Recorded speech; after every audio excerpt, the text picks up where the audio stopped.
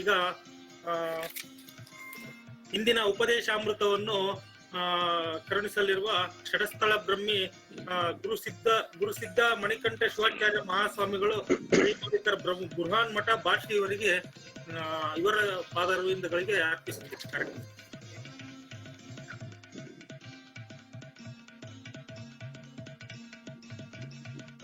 ಎಲ್ಲರೂ ಭಕ್ತಿಯಿಂದ 3 ಸಲ ಓಂಕಾರದ ಜಪವನ್ನು ಮಾಡಿಕೊಂಡು ಮುಂದಿನ ಕಾರ್ಯಕ್ರಮವನ್ನು ಮುಂದುವರಿಸೋಣ.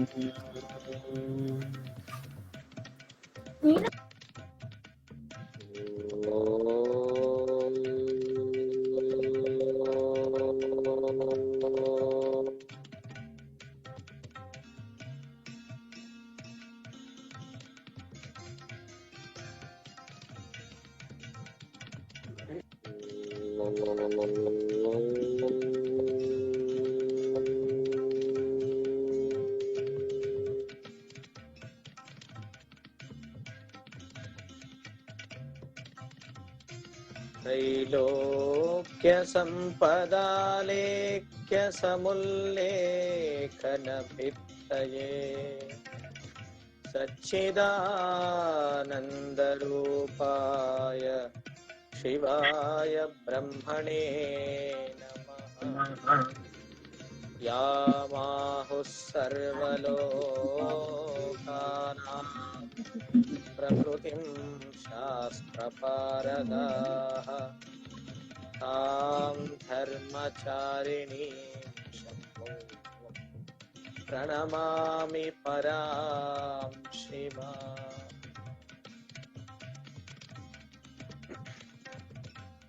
ओम नमः पंचाचार्येभ्यो पंचानन मुखोद्भूतेभ्यो पंचसूत्रकर्तृभ्यो पंचाक्षरमणुस्वरूपेभ्यो शिवाद्वैत विद्या संप्रदाय कर्तृभ्यो वीरशैव महामत संस्थापकेभ्यो नमो जगद्गुरुभ्यः नमो जगद्गुरुभ्यः नमो जगद्गुरुभ्यः। ज्ञानादिशक्तियुक्ताय भुक्तिमुक्तिप्रदायिने लक्ष्मी दहिवडीशाय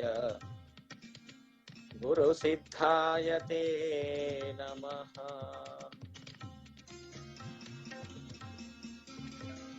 ओम नमः प्रणवार्थाय शुद्ध ज्ञानैकमूर्तये निर्मलाय प्रशांताय तस्मै श्री गुरवे नमः तस्मै श्री गुरवे नमः तस्मै श्री गुरवे नमः।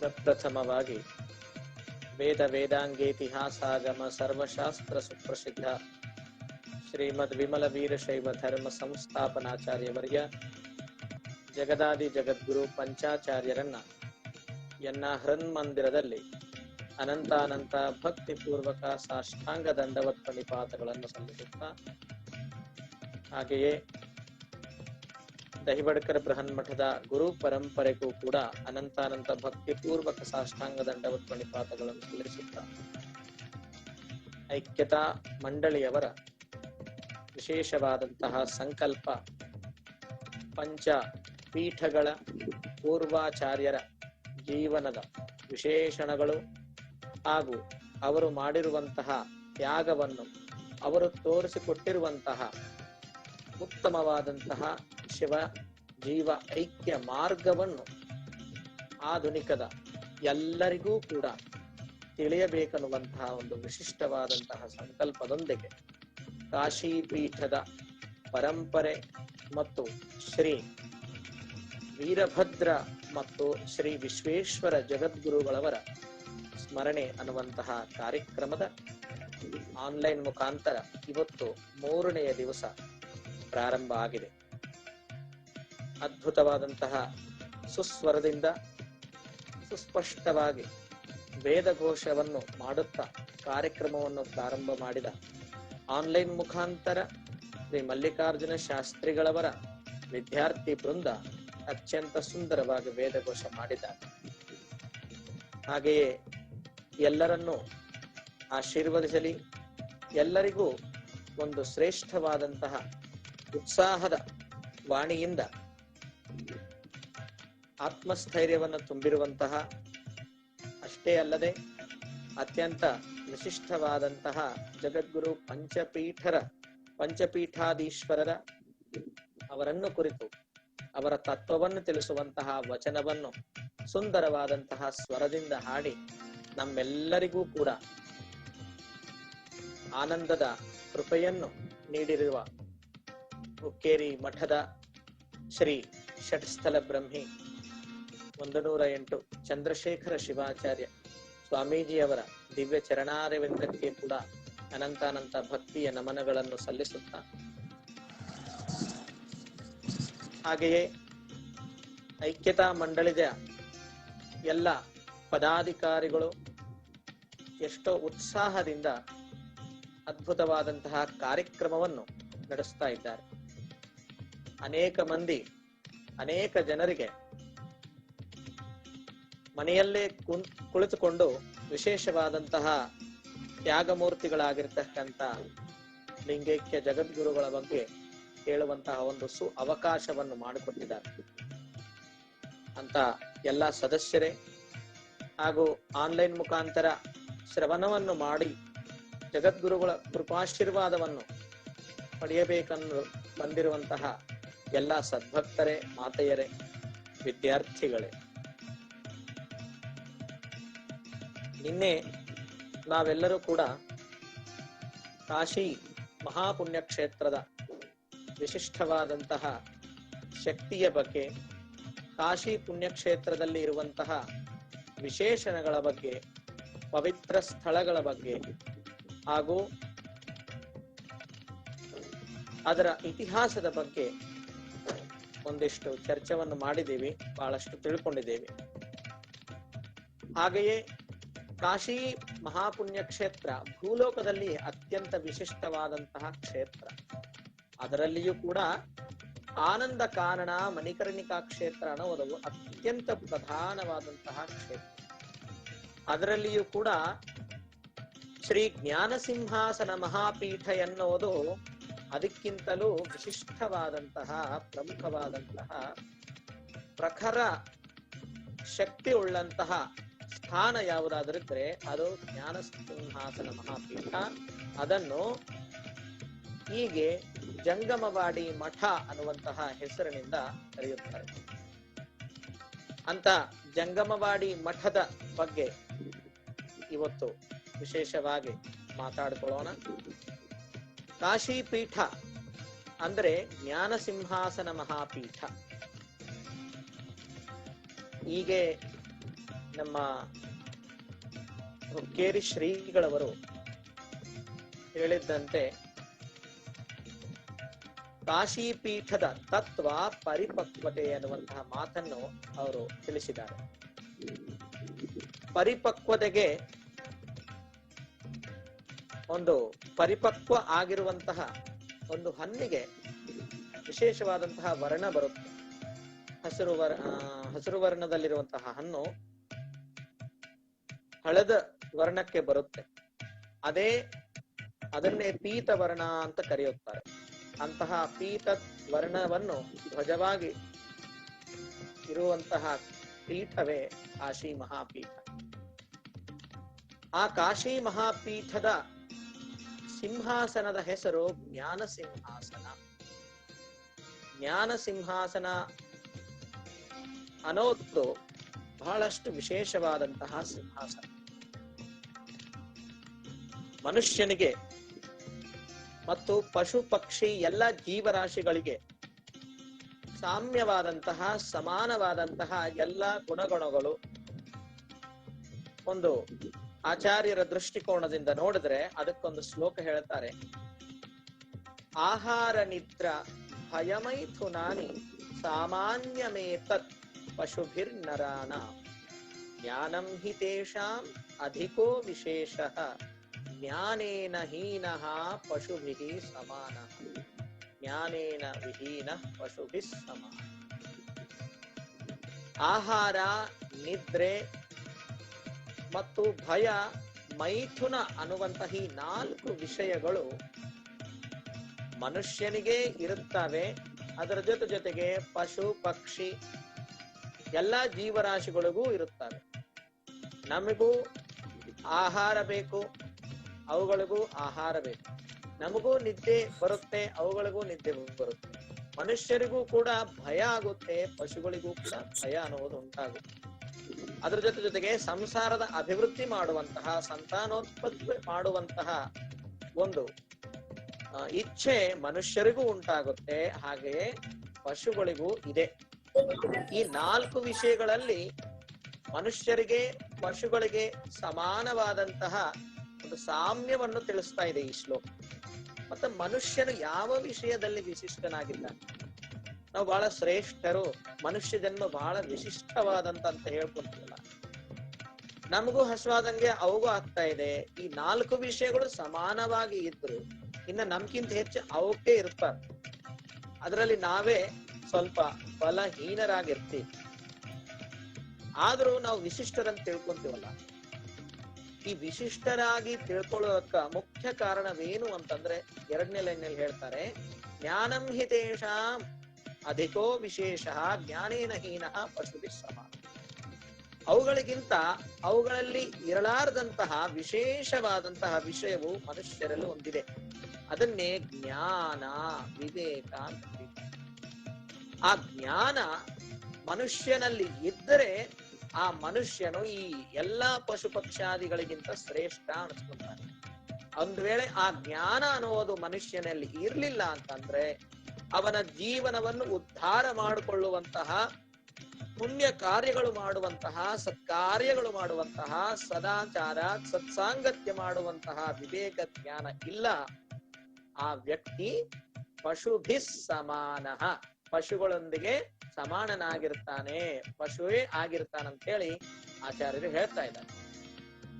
ಅಂದ್ರೆ ಇಲ್ಲಿ ನೀವೆಲ್ಲರೂ ತಿಳ್ಕೊಳ್ಳುವಂತಹ ವಿಷಯವೇನು ಅಂತಂದ್ರ, ಎಲ್ಲ ವಿಷಯಗಳು ಇದ್ರೂ ಕೂಡ ಜ್ಞಾನ ಅನ್ನುವುದು ಒಂದು ವಿಷಯ ನಮ್ಮಲ್ಲಿ ಇರ್ಲಿಲ್ಲ ಅಂತಂದ್ರೆ ನಾವು ಮನುಷ್ಯರಾಗಿಯೇ ಉಳಿಯೋದಿಲ್ಲ ಅನ್ನುವಂತಹ ವಿಷಯವನ್ನು ಎಲ್ಲರೂ ಸ್ಪಷ್ಟವಾಗಿ ತಿಳ್ಕೊಳ್ಬೇಕು.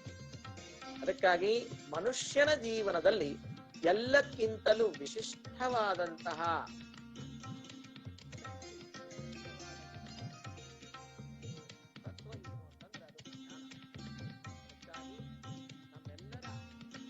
ಸಾಧನಾ ಮಾರ್ಗವನ್ನು ತಿಳಿಸುವಂತಹ, ಶಿವ ಜೀವ ಐಕ್ಯವನ್ನು ತಿಳಿಸುವಂತಹ ಮಹಾಸಿಂಹಾಸನ ಜಗದ್ಗುರು ಪಂಚಪೀಠ, ಅದರ ಜೊತೆಗೆ ಕಾಶಿ ಜ್ಞಾನ ಸಿಂಹಾಸನ ಮಹಾಪೀಠ ಅನ್ನೋದು ಈ ಸಮಯದಲ್ಲಿ ಎಲ್ಲರೂ ಸ್ಪಷ್ಟವಾಗಿ ತಿಳ್ಕೋಬೇಕು. ಒಂದೊಂದು ಪೀಠ ಒಂದೊಂದು ತತ್ವವನ್ನು ತಿಳಿಸ್ತಾ ಇದೆ ಅನ್ನುವಂಥದ್ದು ಶ್ರೀ ಚಂದ್ರಶೇಖರ ಶಿವಾಚಾರ್ಯ ಮಹಾಸ್ವಾಮಿಗಳವರು ತಮ್ಮ ಪ್ರವಚನದಲ್ಲಿ ಹೇಳಿದ್ದಾರೆ. ಹಾಗೆ ಅದೇ ರೀತಿಯಾಗಿ ಜ್ಞಾನವನ್ನು ಕುರಿತು ಜ್ಞಾನ ಸಿಂಹಾಸನ ಬಹಳಷ್ಟು ಅತ್ಯಧಿಕವಾದಂತಹ ಕಾರ್ಯಗಳನ್ನು ಮಾಡಿದೆ.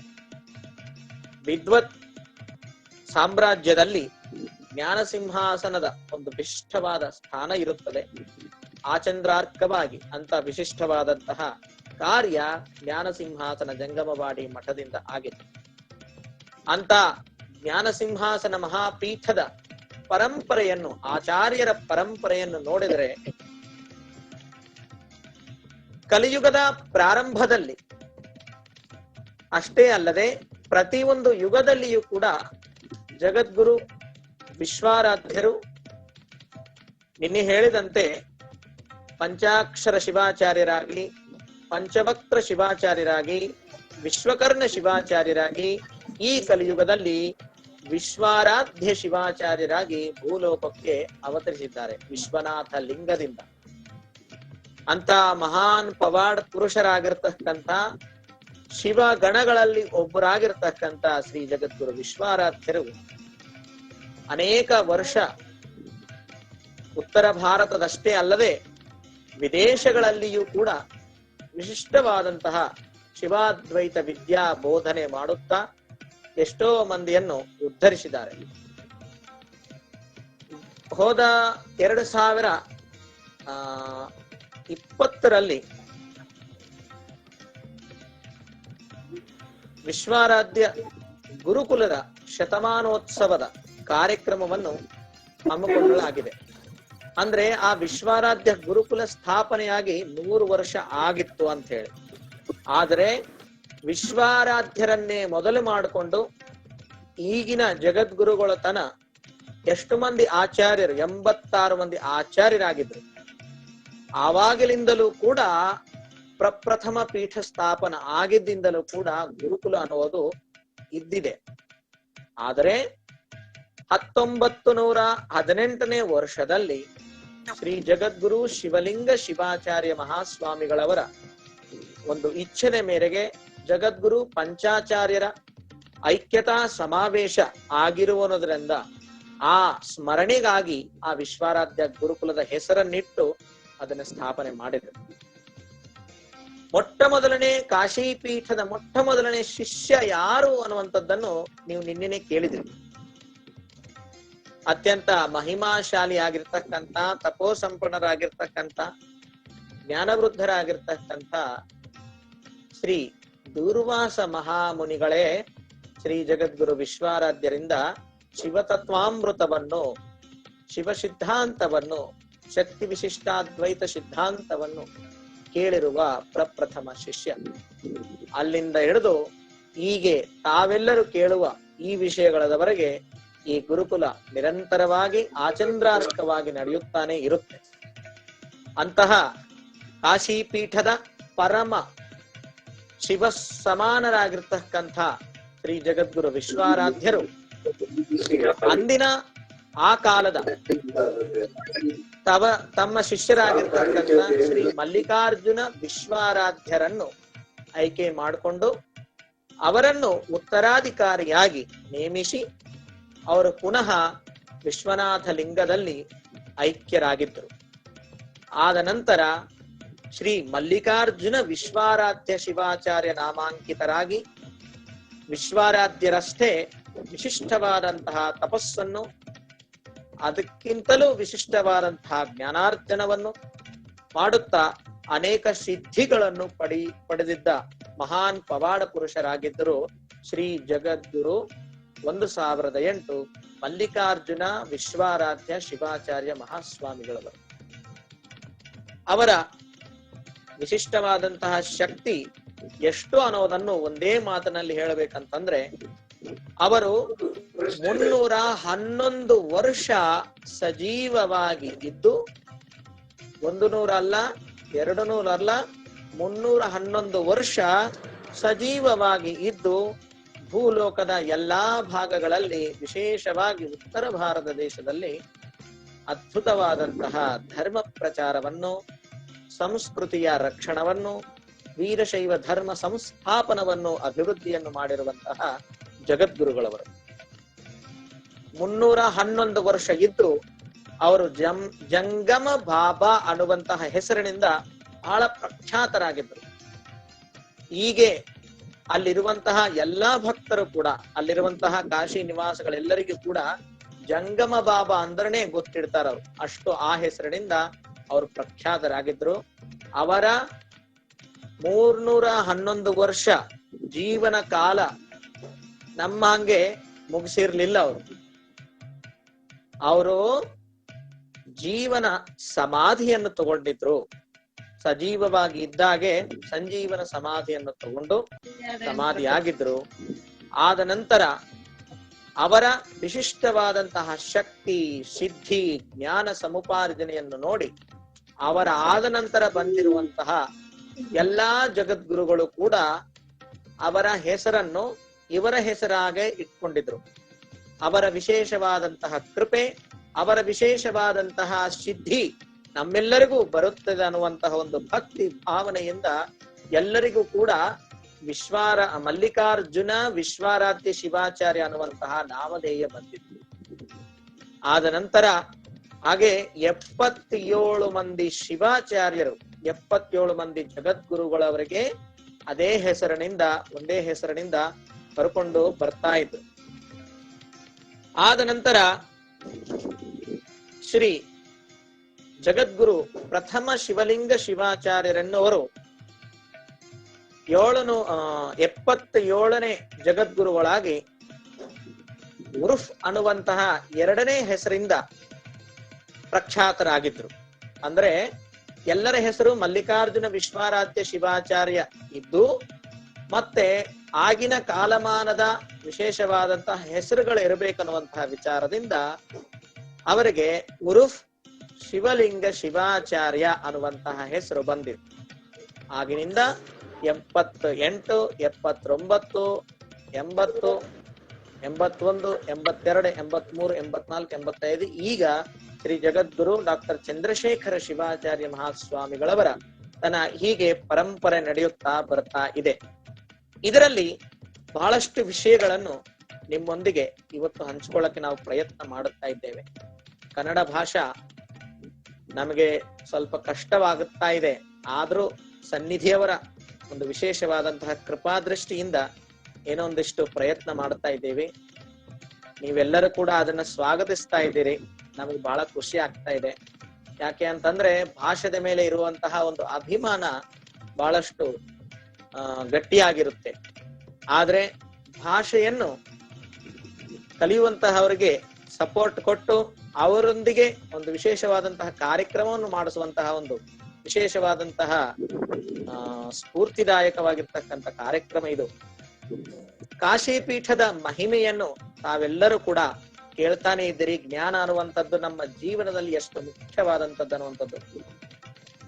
ಅಂತ ಜ್ಞಾನಕ್ಕೆ ಸಿಂಹಾಸನವಾಗಿರುವಂತಹ ಕಾಶಿ ಪೀಠದ ಪರಮ ಪೂಜ್ಯರ ಜಗದ್ಗುರುಗಳವರ ಮಹಿಮೆಯನ್ನು ತಿಳಿದು ಅವರ ವಿದ್ಯಾ, ಅವರ ಬುದ್ಧಿ, ಅವರ ಜ್ಞಾನದ ಸಾಗರದನ್ನು ತಿಳಿದು ಅಂದಿನ ಭೂಪಾಲರು, ಅಂದಿನ ರಾಜರು, ಮಹಾರಾಜರು ಎಷ್ಟೋ ಆಕರ್ಷಣರಾಗಿದ್ದರು. ಅವರ ವ್ಯಾಧಿ ನಿವಾರಣಕ್ಕಾಗಿ, ಅವರ ಅಜ್ಞಾನ ನಿವೃತ್ತಿಗಾಗಿ, ಅವರ ಎಲ್ಲಾ ಕಷ್ಟಗಳ ನಿವೃತ್ತಿಗಾಗಿ ಅಷ್ಟೇ ಅಲ್ಲದೆ ಶಾಶ್ವತ ಶಿವ ಸಾಯುಜ್ಯ ಪ್ರಾಪ್ತಿಗಾಗಿ ಜಗದ್ಗುರುಗಳ ಪರಂಪರೆಗೆ, ಕಾಶಿ ಪೀಠಕ್ಕೆ ಎಷ್ಟೋ ಮಂದಿ ರಾಜ ಮಹಾರಾಜರು ಶರಣಾಗಿದ್ದರು. ಅವರೆಲ್ಲರೂ ಕೂಡ ಅವರಿಗೆ ಸಾಷ್ಟಾಂಗ ದಂಡವನ್ನು ನಿಪಾತ ಮಾಡಿ ಅವರ ಐಶ್ವರ್ಯವನ್ನು, ಅವರ ಭೂಮಿಯನ್ನು, ಅವರ ಅನೇಕ ವಿಧವಾದಂತಹ ದಕ್ಷಿಣೆ ಕಾಣಿಕೆಗಳನ್ನು ಸಮರ್ಪಣೆ ಮಾಡಿರುವಂತಹ ವಿಶೇಷ ಸಂಘಟನೆಯನ್ನು ಕುರಿತು ಇವತ್ತು ನಾವು ವಿಚಾರ ಮಾಡೋಣ. ರಾಜ ಜಯನಂದ ದೇವ ಅನ್ನುವಂತಹ ಒಬ್ಬ ರಾಜರು ಆಗಿದ್ರು. ಅವರು ಕ್ರಿಸ್ತು ಶಕ 553ನೇ ವರ್ಷದಿಂದ ಹಿಡಿದು 674ನೇ ವರ್ಷ ತನ ಇಸ್ವಿಯಲ್ಲಿ ಅವರು ಇದ್ದಿದ್ರು. ಅಂತ ಮಹಾರಾಜರು ರಾಜ ಜಯನಂದ ದೇವ ಅವರು ಅಂದಿನ 51ನೇ ಜಗದ್ಗುರುಗಳಾಗಿ ಇರುವಂತಹ ಶ್ರೀ 1008 ಮಲ್ಲಿಕಾರ್ಜುನ ವಿಶ್ವಾರಾಧ್ಯ ಶಿವಾಚಾರ್ಯ ಮಹಾಸ್ವಾಮಿಗಳವರಿಗೆ, ಅವರನ್ನು ಮಲ್ಲಿಕಾರ್ಜುನ ಜಂಗಮ ಅನ್ನುವಂತಹ ಹೆಸರಿನಿಂದ ಕರೆತಿದ್ರು. ಆ ಸ್ವಾಮಿಗಳವರ ವಿಶೇಷವಾದಂತಹ ನಿಷ್ಠಾ, ಭಕ್ತಿ, ಅವರ ತಪಸ್ಸಂಪನ್ನ ನೋಡಿ, ಅವರ ಜ್ಞಾನವನ್ನು ನೋಡಿ ಅಂದಿನ ರಾಜ ಮಹಾರಾಜರಾಗಿರ್ತಕ್ಕಂಥ ಜಯನಂದ ದೇವರು ಎಷ್ಟೋ ವಿಶೇಷವಾದಂತಹ ಭೂಭಾಗವನ್ನು ಸಮರ್ಪಣೆ ಮಾಡಿದರು ಕಾಶಿ ಪೀಠಕ್ಕೆ. ಎಷ್ಟು ಭೂಭಾಗವನ್ನು ಸಮರ್ಪಣೆ ಮಾಡಿದ್ದಾರೆ ಅನ್ನುವುದು ಕೂಡ ಕಾಶಿ ಪೀಠದಲ್ಲಿ ಎಲ್ಲಾ ದಾಖಲೆ ಪತ್ರಗಳು, ಉಲ್ಲೇಖ ಪತ್ರಗಳು, ತಾಮ್ರ ಪತ್ರಗಳು, ದಾನ ಪತ್ರಗಳು ಎಲ್ಲವೂ ಕೂಡ ಉಪಲಬ್ಧವಾಗಿ ಇಟ್ಟಿದ್ದಾರೆ. ಅಂದಿನ ಕಾಲದಲ್ಲಿ ಪರಗ ಅಂತ ಹೇಳ್ತಿದ್ರು. ಪರಗ ಇದೊಂದು ಮಾಪಿನ ಒಂದು ಕೊಲಮಾನ ಮಾಡುವಂತಹ ಒಂದು ಪದ್ಧತಿಯಾಗಿದೆ. ಒಂದು ಪರಗ ಅಂತಂದ್ರೆ ಒಬ್ಬ ಮನುಷ್ಯ ನಿಂತಲ್ಲೇ ನಿಂತು ಒಂದು ಕಾಲು ಪೂರ್ಣವಾಗಿ ಕಿತ್ತು ಮುಂದಿಟ್ಟಿದ್ರೆ ಈ ಎರಡು ಕಾಲುಗಳ ಮಧ್ಯದಲ್ಲಿ ಎಷ್ಟು ಭೂಮಿಯ ಅಳತೆ ಇರುತ್ತೋ ಅದನ್ನ ಪರಗ ಅಂತ ಹೇಳ್ತಿದ್ರು. ಆ ಪರಗದ ಮಾಪಿನಿಂದ ಇವತ್ತಿನ ಇಂಗ್ಲೆಂಡ್ದವರು ತೋರಿಸಿರುವಂತಹ ಫೂಟ್ ಅನ್ನುವಂತಹ ಭಾಷೆಯನ್ನು ನೋಡಿದ್ರೆ ಒಂದು ಪರಗಕ್ಕೆ 5 ಫೂಟ್ ಅನ್ನುವಂತಹ ಒಂದು ನಾವು ತಿಳ್ಕೋಬೇಕು. ಆ ರೀತಿ ಅವರು ಸುಮಾರು 4000 ಫೂಟ್ ಇಷ್ಟು ದೊಡ್ಡ ಒಂದು ಜಾಗವನ್ನು, ಅಗಲ ಮತ್ತು ಉದ್ದು ಅಷ್ಟು ಒಂದು ಜಾಗವನ್ನು ಕೊಟ್ಟಿದ್ದಾರೆ. ಅದು ಎಕರದ ಒಂದು ಅನುವಾದ ಮಾಡಿಕೊಂಡು ನೋಡಿದ್ರೆ 365 ಎಕರ ಭೂಮಿಗಳನ್ನು ರಾಜ ಜಯನಂದ ದೇವರು ಮಲ್ಲಿಕಾರ್ಜುನ ವಿಶ್ವಾರಾಧ್ಯ ಶಿವಾಚಾರ್ಯರ ಚರಣಾರವಿಂದಕ್ಕೆ ಕಾಶಿ ಜ್ಞಾನ ಸಿಂಹಾಸನಕ್ಕೆ ಅರ್ಪಣೆ ಮಾಡಿರುವಂತಹ ದಾಖಲೆ ಇದು ನಮಗೆ ಕಾಶಿ ಪೀಠದಲ್ಲಿ ಉಪಲಬ್ಧವಾಗ್ತಾ ಇದೆ. ಜಗದ್ಗುರುಗಳ ವಿಶೇಷವಾದಂತಹ ತಪಸ್ಸಂಪನ್ನಿನ ಒಂದು ಫಲವದು. ಅಷ್ಟೇ ಅಲ್ಲದೆ 1916ರಲ್ಲಿ ಮದನ್ ಮೋಹನ ಮಾಲವೀಯ ಅನ್ನುವಂತಹ ಮಹಾಮನ ಮದನ ಮೋಹನ ಮಾಲವೀಯ ಅನ್ನುವಂತಹ ವಿಶೇಷವಾದಂತಹ ಸ್ವಾತಂತ್ರ್ಯ ಸಮರ ಯೋಧರಾಗಿದ್ದರು.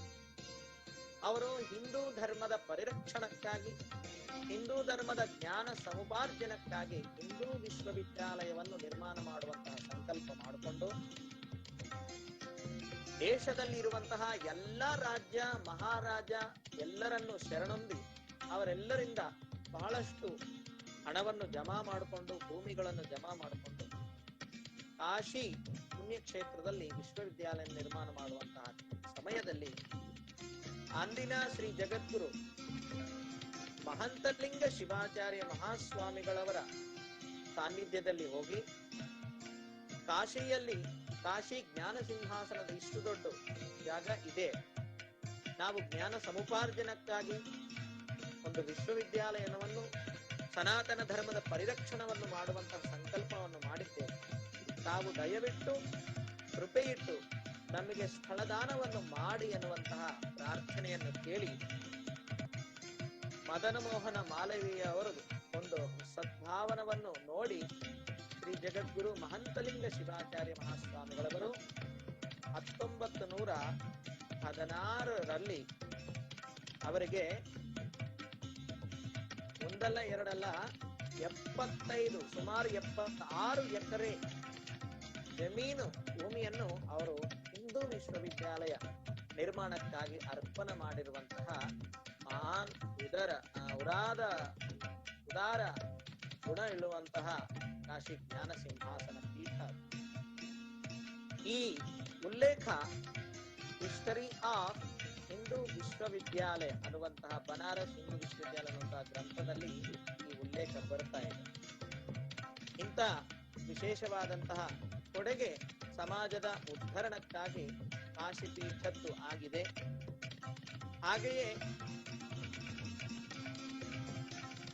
ಅಂದಿನ 15ನೇ ಶತಮಾನದಿಂದ 16ನೇ ಶತಮಾನ ತನಕ 1530ರಿಂದ ಹಿಡಿದು 1668ನೇ ಇಸ್ವಿಯವರೆಗೆ ಹುಮಾಯೂನ್, ಅಕ್ಬರ್, ಜಹಂಗೀರ್, ಶಹಜಾನ್, ಔರಂಗಜೇಬು, ದಾರಾ ಶಿಕೋಹ ಮತ್ತು ಮೊಹಮ್ಮದ್ ಶಹಾ ಬಾದ್ಶಾ ಇಂಥ ಅನೇಕ ಮಂದಿ ಮೊಘಲ ಸಾಮ್ರಾಜ್ಯದ ಮಹಾರಾಜರು ಕೂಡ ಕಾಶಿ ಪೀಠದ ಶರಣಕ್ಕಾಗಿ, ಕಾಶಿ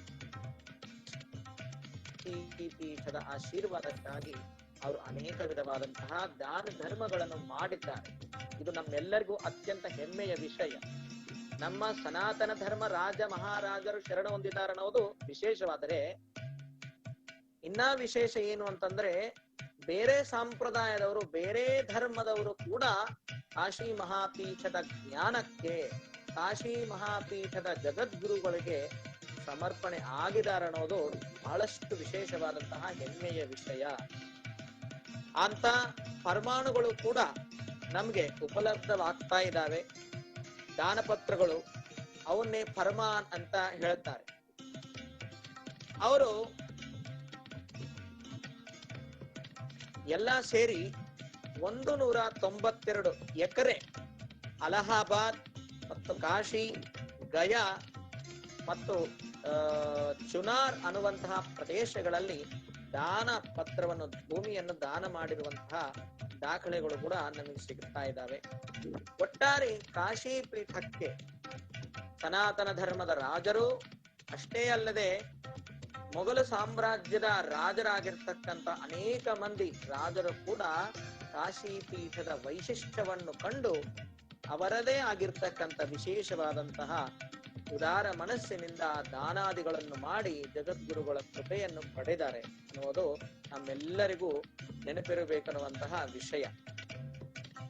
ಮತ್ತು ಮೊಘಲ ಸಾಮ್ರಾಜ್ಯದಲ್ಲಿಯೇ ಅತ್ಯಂತ ಕ್ರೂರನಾಗಿ ಹೆಸರು ತಂದುಕೊಂಡಿರುವಂತಹ ರಾಕ್ಷಸ ಪ್ರವೃತ್ತನಾಗಿದ್ದು ಎಲ್ಲಾ ದೇವಸ್ಥಾನಗಳನ್ನೇ ನಾಶನ ಮಾಡಿರುವಂತಹ ಔರಂಗಜೇಬು ಅನ್ನುವಂತಹ ಮಹಾರಾಜರು ಕೂಡ ಕಾಶಿ ಮಹಾಪುಣ್ಯ ಕ್ಷೇತ್ರದಲ್ಲಿರುವಂತಹ ಜ್ಯೋತಿರ್ಲಿಂಗ ಮಂದಿರವನ್ನು ವಿಧ್ವಂಸ ಮಾಡಿ ಆ ಮಂದಿರದ ಸಮೀಪದಲ್ಲೇ ಇದ್ದಿರುವಂತಹ ಜ್ಞಾನ ಸಿಂಹಾಸನವನ್ನು ಕೂಡ ನಷ್ಟ ಮಾಡಬೇಕನ್ನುವಂತಹ ವಿಚಾರದಿಂದ ಮಹಾದ್ವಾರಕ್ಕೆ ಬರುತ್ತಾನೆ. ಮಹಾದ್ವಾರದ ಪ್ರವೇಶ ಮಾಡುತ್ತಿರುವಾಗೆ ಒಂದು ಕಪ್ಪಾಗಿರುವಂತಹ ದೊಡ್ಡ ಭಯಂಕರವಾದಂತಹ ಒಂದು ವಿಶೇಷವಾದಂತಹ ಆಕಾರ ಅವನಿಗೆ ಕಂಡಿತ್ತು. ಆ ಆಕಾರ ಎಷ್ಟು ಭಯವಾಗಿ ಇತ್ತಂತಂದ್ರೆ ಆ ಆಕಾರದ ಕನ್ನಿಗಳಿಂದ ಅಗ್ನಿ, ಬಾಯಿಯಿಂದ ಅಗ್ನಿ ಬರುತ್ತಾ ಬಹಳಷ್ಟು ದೊಡ್ಡ ಅಗ್ನಿ ಪ್ರವಾಹ ಬರುತ್ತಾ ಅವನಿಗೆ ಭಯ ಹುಟ್ಟಿಸುವಾಗೆ ಆ ಆಕಾರ ಬಂದಿತ್ತು. ಆ ಮಹಾದ್ವಾರವನ್ನು ದಾಟುವಂತಹ ಸಾಹಸವೇ ಮಾಡಲಿಲ್ಲ. ಅಷ್ಟು ದೊಡ್ಡ ಔರಂಗಜೇಬ ಕ್ರೂರ ರಾಜ. ಅಂದೇ ಆ ಪೀಠದ ಮಹಿಮೆಯನ್ನು ತಿಳ್ಕೊಂಡು ಭಯಗ್ರಸ್ತನಾಗಿ ಆ ದ್ವಾರದಿಂದಲೇ ಸಾಷ್ಟಾಂಗ ನಮಸ್ಕಾರವನ್ನು ಮಾಡಿ ಅಲ್ಲಿರುವಂತಹ ಜಗದ್ಗುರುಗಳಿಗೆ ವಿಶೇಷವಾದಂತಹ ಭೂದಾನವನ್ನು ಮಾಡಿ ಹೋಗಿರುವಂತಹ ಹೆಮ್ಮೆ ಅದು ಕೇವಲ ಕಾಶಿ ಪೀಠದೇ ಅನ್ನುವಂಥದ್ದು ನಾವೆಲ್ಲರೂ ಕೂಡ ನೆನಪಿನಲ್ಲಿ ಇಟ್ಕೋಬೇಕು. ನಮ್ಗೆಲ್ಲರಿಗೆ ಅನಿಸುತ್ತೆ, ಏನಿರುತ್ತಪ್ಪ, ಏನು ಮಠಮಾನ್ಯಗಳು ಏನು ಮಾಡ್ತಾವೆ, ಮಠಮಾನ್ಯಗಳ ವೈಶಿಷ್ಟ್ಯವೇನು, ಸಮಾಜಕ್ಕೆ ಏನು ಕೊಡುಗೆ ಕೊಡುತ್ತವೆ ಅನ್ನುವಂತಹ ವಿಷಯಗಳು.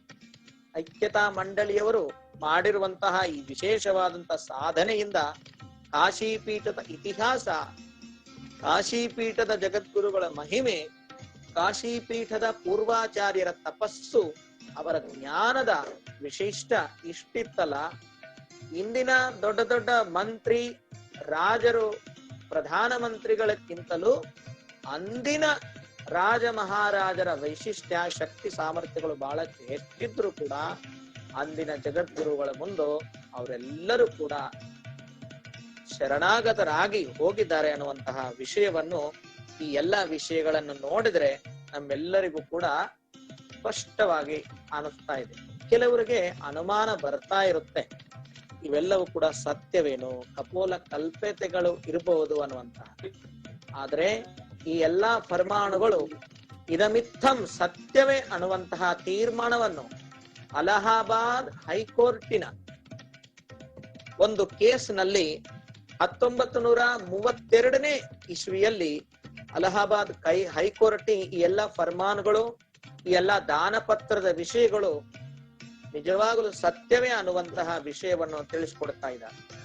ಹೀಗಾಗಿ ಕಾಶಿ ಪೀಠದ ಪರಂಪರೆ 5ನೇ ಶತಮಾನದ ಒಂದು ದಾನ ಪತ್ರವನ್ನು, ಜೇನಂದನ ದೇವ ರಾಜ ಮಹಾರಾಜರು ಕೊಟ್ಟಿರುವಂತಹ ಒಂದು ದಾನ ಪತ್ರವನ್ನು ಹಿಡಿದು ನೋಡಿದ್ರೆ 505ನೇ ಶತಮಾನಕ್ಕಿಂತಲೂ ಪೂರ್ವದಿಂದಲೇ ಕಾಶಿ ಪೀಠ ಇದ್ದಿರಬಹುದು ಅನ್ನುವಂತಹ ಒಂದು ಐತಿಹಾಸಿಕ ದಾಖಲೆಯು ಕೂಡ ನಮಗೆ ಉಪಲಬ್ಧವಾಗಿದೆ. ನಿಮಗೆ ನಿನ್ನೆ ನಾವು ಹೇಳುವಂತೆ ಸ್ವಯಂಭುವ ಆಗಮ ಮತ್ತು ಸುಪ್ರಬೋಧ ಆಗಮದಲ್ಲಿಯೂ ಕೂಡ ಒಂದು ಸಾಹಿತ್ಯ ರೂಪದಲ್ಲಿಯೂ ಕೂಡ ನಮಗೆ ಯುಗ ಯುಗದಲ್ಲಿ ಕಾಶಿಪೀಠ ಇದೆ ಅನ್ನೋದು ಗೊತ್ತಾಗ್ತಾ ಇದೆ. ಹಾಗೆಯೋ ವೈಜ್ಞಾನಿಕ ಯುಗದಲ್ಲಿ ಒಂದು ದಾಖಲೆದ ಒಂದು ಐತಿಹಾಸಿಕ ದಾಖಲೆಗಳು ಕೂಡ ನಮ್ಗೆ ಶುದ್ಧವಾಗಿ, ಸ್ಪಷ್ಟವಾಗಿ ಸತ್ಯವಾದಂತಹ ದಾಖಲೆಗಳು ಸಿದ್ಧವಾಗಿದ್ದಾವೆ. ಅಂತ ಗುರು ಪರಂಪರದಲ್ಲಿ ಮತ್ತೊಂದು ವಿಶೇಷವಾದಂತಹ ಒಂದು ವಿಷಯವನ್ನು ತಿಳಿಸಬೇಕು. ಶ್ರೀ ಜಗದ್ಗುರು ಶಿವಲಿಂಗ ಶಿವಾಚಾರ್ಯ ಮಹಾಸ್ವಾಮಿಗಳವರ ಒಂದು ವಿಶೇಷವಾದಂತಹ ಕಾರ್ಯ. ಜಗದ್ಗುರು ಪಂಚ ಆಚಾರ್ಯರು 1918ರಲ್ಲಿ ಕಾಶಿ ಪೀಠಕ್ಕೆ ಆಗಮನ ಮಾಡಿದ್ರು. ಅಂದಿನ ಕಾಲದಲ್ಲಿ ಆ ಪೂರ್ವಾಚಾರ್ಯರೆಲ್ಲರು ಅದರ ಸ್ಮರಣೆಕ್ಕಾಗಿ, ಆ ಐಕ್ಯತೆಯ ಸ್ಮರಣೆ ಇರಬೇಕನ್ನುವಂತಹ ವಿಷಯದಿಂದ ಆ ಪೀಠದಲ್ಲಿ ವಿಶ್ವಾರಾಧ್ಯ ಗುರುಕುಲಂ ಎನ್ನುವ ಹೆಸರಿನಿಂದ ಗುರುಕುಲವನ್ನು ಉದ್ಘಾಟನೆ ಮಾಡಿದರು. ಎಲ್ಲರಿಗೂ ಬೇರೆ ಬೇರೆ ಕಕ್ಷೆಗಳನ್ನು ಕೊಟ್ಟುತ್ತಾ ಬಂದಿರುವಂತಹ ಸಾಧಕರು, ಮಠಮಾನ್ಯಗಳ ಉತ್ತರಾಧಿಕಾರಿಗಳು, ಸ್ವಾಮಿಗಳೆಲ್ಲರನ್ನು ಕೂಡ ವಿಶೇಷವಾದಂತಹ ಅಧ್ಯಯನಕ್ಕಾಗಿ ವ್ಯವಸ್ಥೆಯನ್ನು, ವಿದ್ಯಾರ್ಜನೆಯನ್ನು ಮಾಡಿಸಿಕೊಟ್ಟಿರುವಂತಹ ಜಗದ್ಗುರುಗಳು ಅವರು. ಅವರ ಕೆಲಸ ಬಹಳಷ್ಟು ವಿಶಿಷ್ಟವಾಗಿತ್ತು. ಆದ ನಂತರ ಅಂದಿನಿಂದ ಹಿಡಿದು ಎಷ್ಟೋ ಮಂದಿ ವಿಶಿಷ್ಟವಾದಂತಹ ಸ್ವಾಮಿಗಳವರು, ಶಿವಾಚಾರ್ಯರು, ಅಷ್ಟೇ ಅಲ್ಲದೆ ವಿರಕ್ತ ಮಠಾಧಿಪತಿಗಳು, ಅಷ್ಟೇ ಅಲ್ಲದೆ ಸಿದ್ಧಾರೂಢ ಸಂಪ್ರದಾಯದ ಮಠಾಧಿಪತಿಗಳು, ಅಷ್ಟೇ ಅಲ್ಲದೆ ಅನೇಕ ಮಂದಿ ಶಾಸ್ತ್ರಿಗಳು, ವಿದ್ವಾಂಸರು ಮತ್ತು ವಿಶ್ವವಿದ್ಯಾಲಯದ ಪ್ರೊಫೆಸರ್ಸ್ ಕೂಡ ಕಾಶಿ ಪೀಠದಲ್ಲಿ ಅಧ್ಯಯನ ಮಾಡಿರುವವರೇ ಬಹಳಷ್ಟು ಮಂದಿ ಆಗಿದ್ದಾರೆ ಎನ್ನುವಂತಹ ವಿಷಯವನ್ನು ನಾವೆಲ್ಲರೂ ಕೂಡ ನೆನಪಿನಲ್ಲಿ ಇಟ್ಟುಕೊಳ್ಳಬೇಕಾಗುತ್ತೆ. ವಿಶ್ವಾರಾಧ್ಯ ಗುರುಕುಲಂ ಎಷ್ಟೋ ಮಂದಿ ಜಗದ್ಗುರುಗಳನ್ನು, ಪೂರ್ವಾಚಾರ್ಯರು ಎಷ್ಟೋ ಮಂದಿಗೂ ಕೂಡ ಕಾಶಿ ಪೀಠದ ಜ್ಞಾನಾರ್ಜನವನ್ನು, ಕಾಶಿ ಪೀಠದ ಗಂಗೆಯಲ್ಲಿ, ಆ ಜ್ಞಾನ ಗಂಗೆಯಲ್ಲಿ ಮುಳುಗಿ ಬಂದಿರುವಂತಹ ಪುನೀತರಾಗಿರ್ತಕ್ಕಂಥ ಪೂಜ್ಯರೇ ಆಗಿದ್ದಾರೆ. ಅಂತ ವಿಶ್ವಾರಾಧ್ಯ ಗುರುಕುಲಂ ಅದರಲ್ಲಿ ವಿಶೇಷವಾದಂತಹ ಜ್ಞಾನ ಸಮುಪಾರ್ಜನೆಯನ್ನು ಮಾಡಿ ಕೇವಲ ವೀರಶೈವ ಪರಂಪರೆ ಅಷ್ಟೇ ಅಲ್ಲದೆ ಎಲ್ಲಾ ಪರಂಪರೆಗಳಲ್ಲಿ ಇರುವಂತಹ ಎಲ್ಲಾ ಆಚಾರ್ಯರಲ್ಲಿಯೂ ಬಹಳಷ್ಟು ವಿಶೇಷವಾದಂತಹ ಜ್ಞಾನಾರ್ಜನ ಮಾಡಿರುವಂತಹ ಜಗದ್ಗುರುಗಳು ನಮ್ಮ ಕಾಶಿ ಪೀಠದ 84ನೇ ಜಗದ್ಗುರುಗಳಾಗಿರ್ತಕ್ಕಂಥ ಶ್ರೀ ಜಗದ್ಗುರು ಲಿಂಗೈಕ್ಯ ವೀರಭದ್ರ ಶಿವಾಚಾರ್ಯ ಮಹಾಸ್ವಾಮಿಗಳವರು. ಅವರ ಬಗ್ಗೆಯೂ ಕೂಡ ನಾವಿವತ್ತು ಸ್ವಲ್ಪ ಸ್ಪರ್ಶೆಯನ್ನು ಮಾಡ್ತಾ ಇದ್ದೇವೆ, ಅವರ ಜೀವನದ ವಿಷಯವನ್ನು ಕುರಿತು. ಶ್ರೀ ಜಗದ್ಗುರು ವೀರಭದ್ರ ಶಿವಾಚಾರ್ಯ ಮಹಾಸ್ವಾಮಿಗಳವರು ಇಡೀ ಕಾಶಿ ಪೀಠದ ಪರಂಪರೆಯಲ್ಲಿಯೇ ಅಷ್ಟೇ ಅಲ್ಲದೆ ಎಲ್ಲಾ ಮಠಮಾನ್ಯಗಳ ಪರಂಪರೆಯಲ್ಲಿ ಒಂದು ವಿಶಿಷ್ಟವಾದಂತಹ, ಅದ್ಭುತವಾದಂತಹ, ಅವರ್ಣನೀಯವಾಗಿರ್ತಕ್ಕಂತಹ ವಿದ್ಯಾ ಬುದ್ಧಿ ಉಳ್ಳಂತಹ, ವಿದ್ಯಾತೀರ್ಥರಾಗಿರುವಂತಹ, ಸಮಾನ ಸ್ಥಾನವನ್ನು ಹೊಂದಿರುವಂತಹ ಜಗದ್ಗುರುಗಳು ಯಾರಾದ್ರಿದ್ರೆ ಅವರು ಶ್ರೀ ಜಗದ್ಗುರು ವೀರಭದ್ರ ಶಿವಾಚಾರ್ಯ ಮಹಾಸ್ವಾಮಿಗಳ ವಿಷಯ ನಾವೆಲ್ಲರೂ ಕೂಡ ನೆನಪಿನಲ್ಲಿಟ್ಟುಕೊಳ್ಳಬೇಕು. ಅಂಥ ಶ್ರೀ ವೀರಭದ್ರ ಶಿವಾಚಾರ್ಯ ಮಹಾಸ್ವಾಮಿಗಳವರ ಒಂದು ವಿಶೇಷ ಗುಣಗಣ, ಅವರ ಜೀವನದ ವಿಷಯಗಳನ್ನು ಕುರಿತು ಹೇಳಬೇಕಂದ್ರೆ ವಿವೇಕ ಚೂಡಾಮಣಿಯಲ್ಲಿ ಒಂದು ಶ್ಲೋಕ ಬರುತ್ತದೆ. ಆ ಶ್ಲೋಕದ ತಕ್ಕಂಗೆ ಶ್ರೀ ಜಗದ್ಗುರುಗಳ ಜೀವನ ಇರುತ್ತದೆ ಅನ್ನುವಂಥದ್ದು ಎಲ್ಲರೂ ತಿಳ್ಕೋಬೇಕು.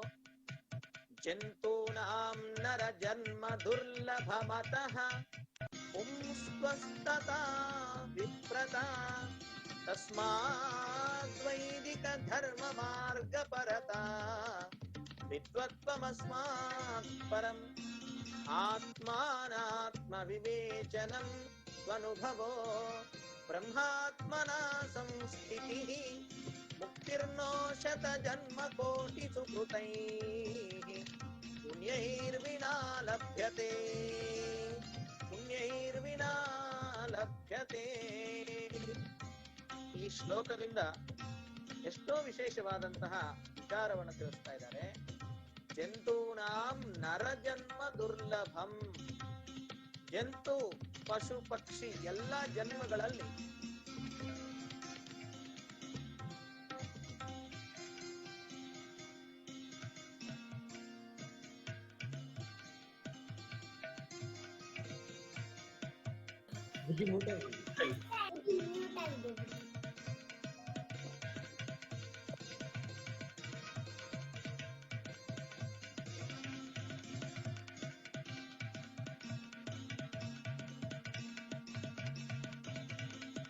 ಹಲೋ,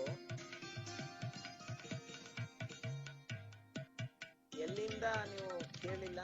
ಎಲ್ಲಿ ತನಕ ಕೇಳಿದ್ರಿ?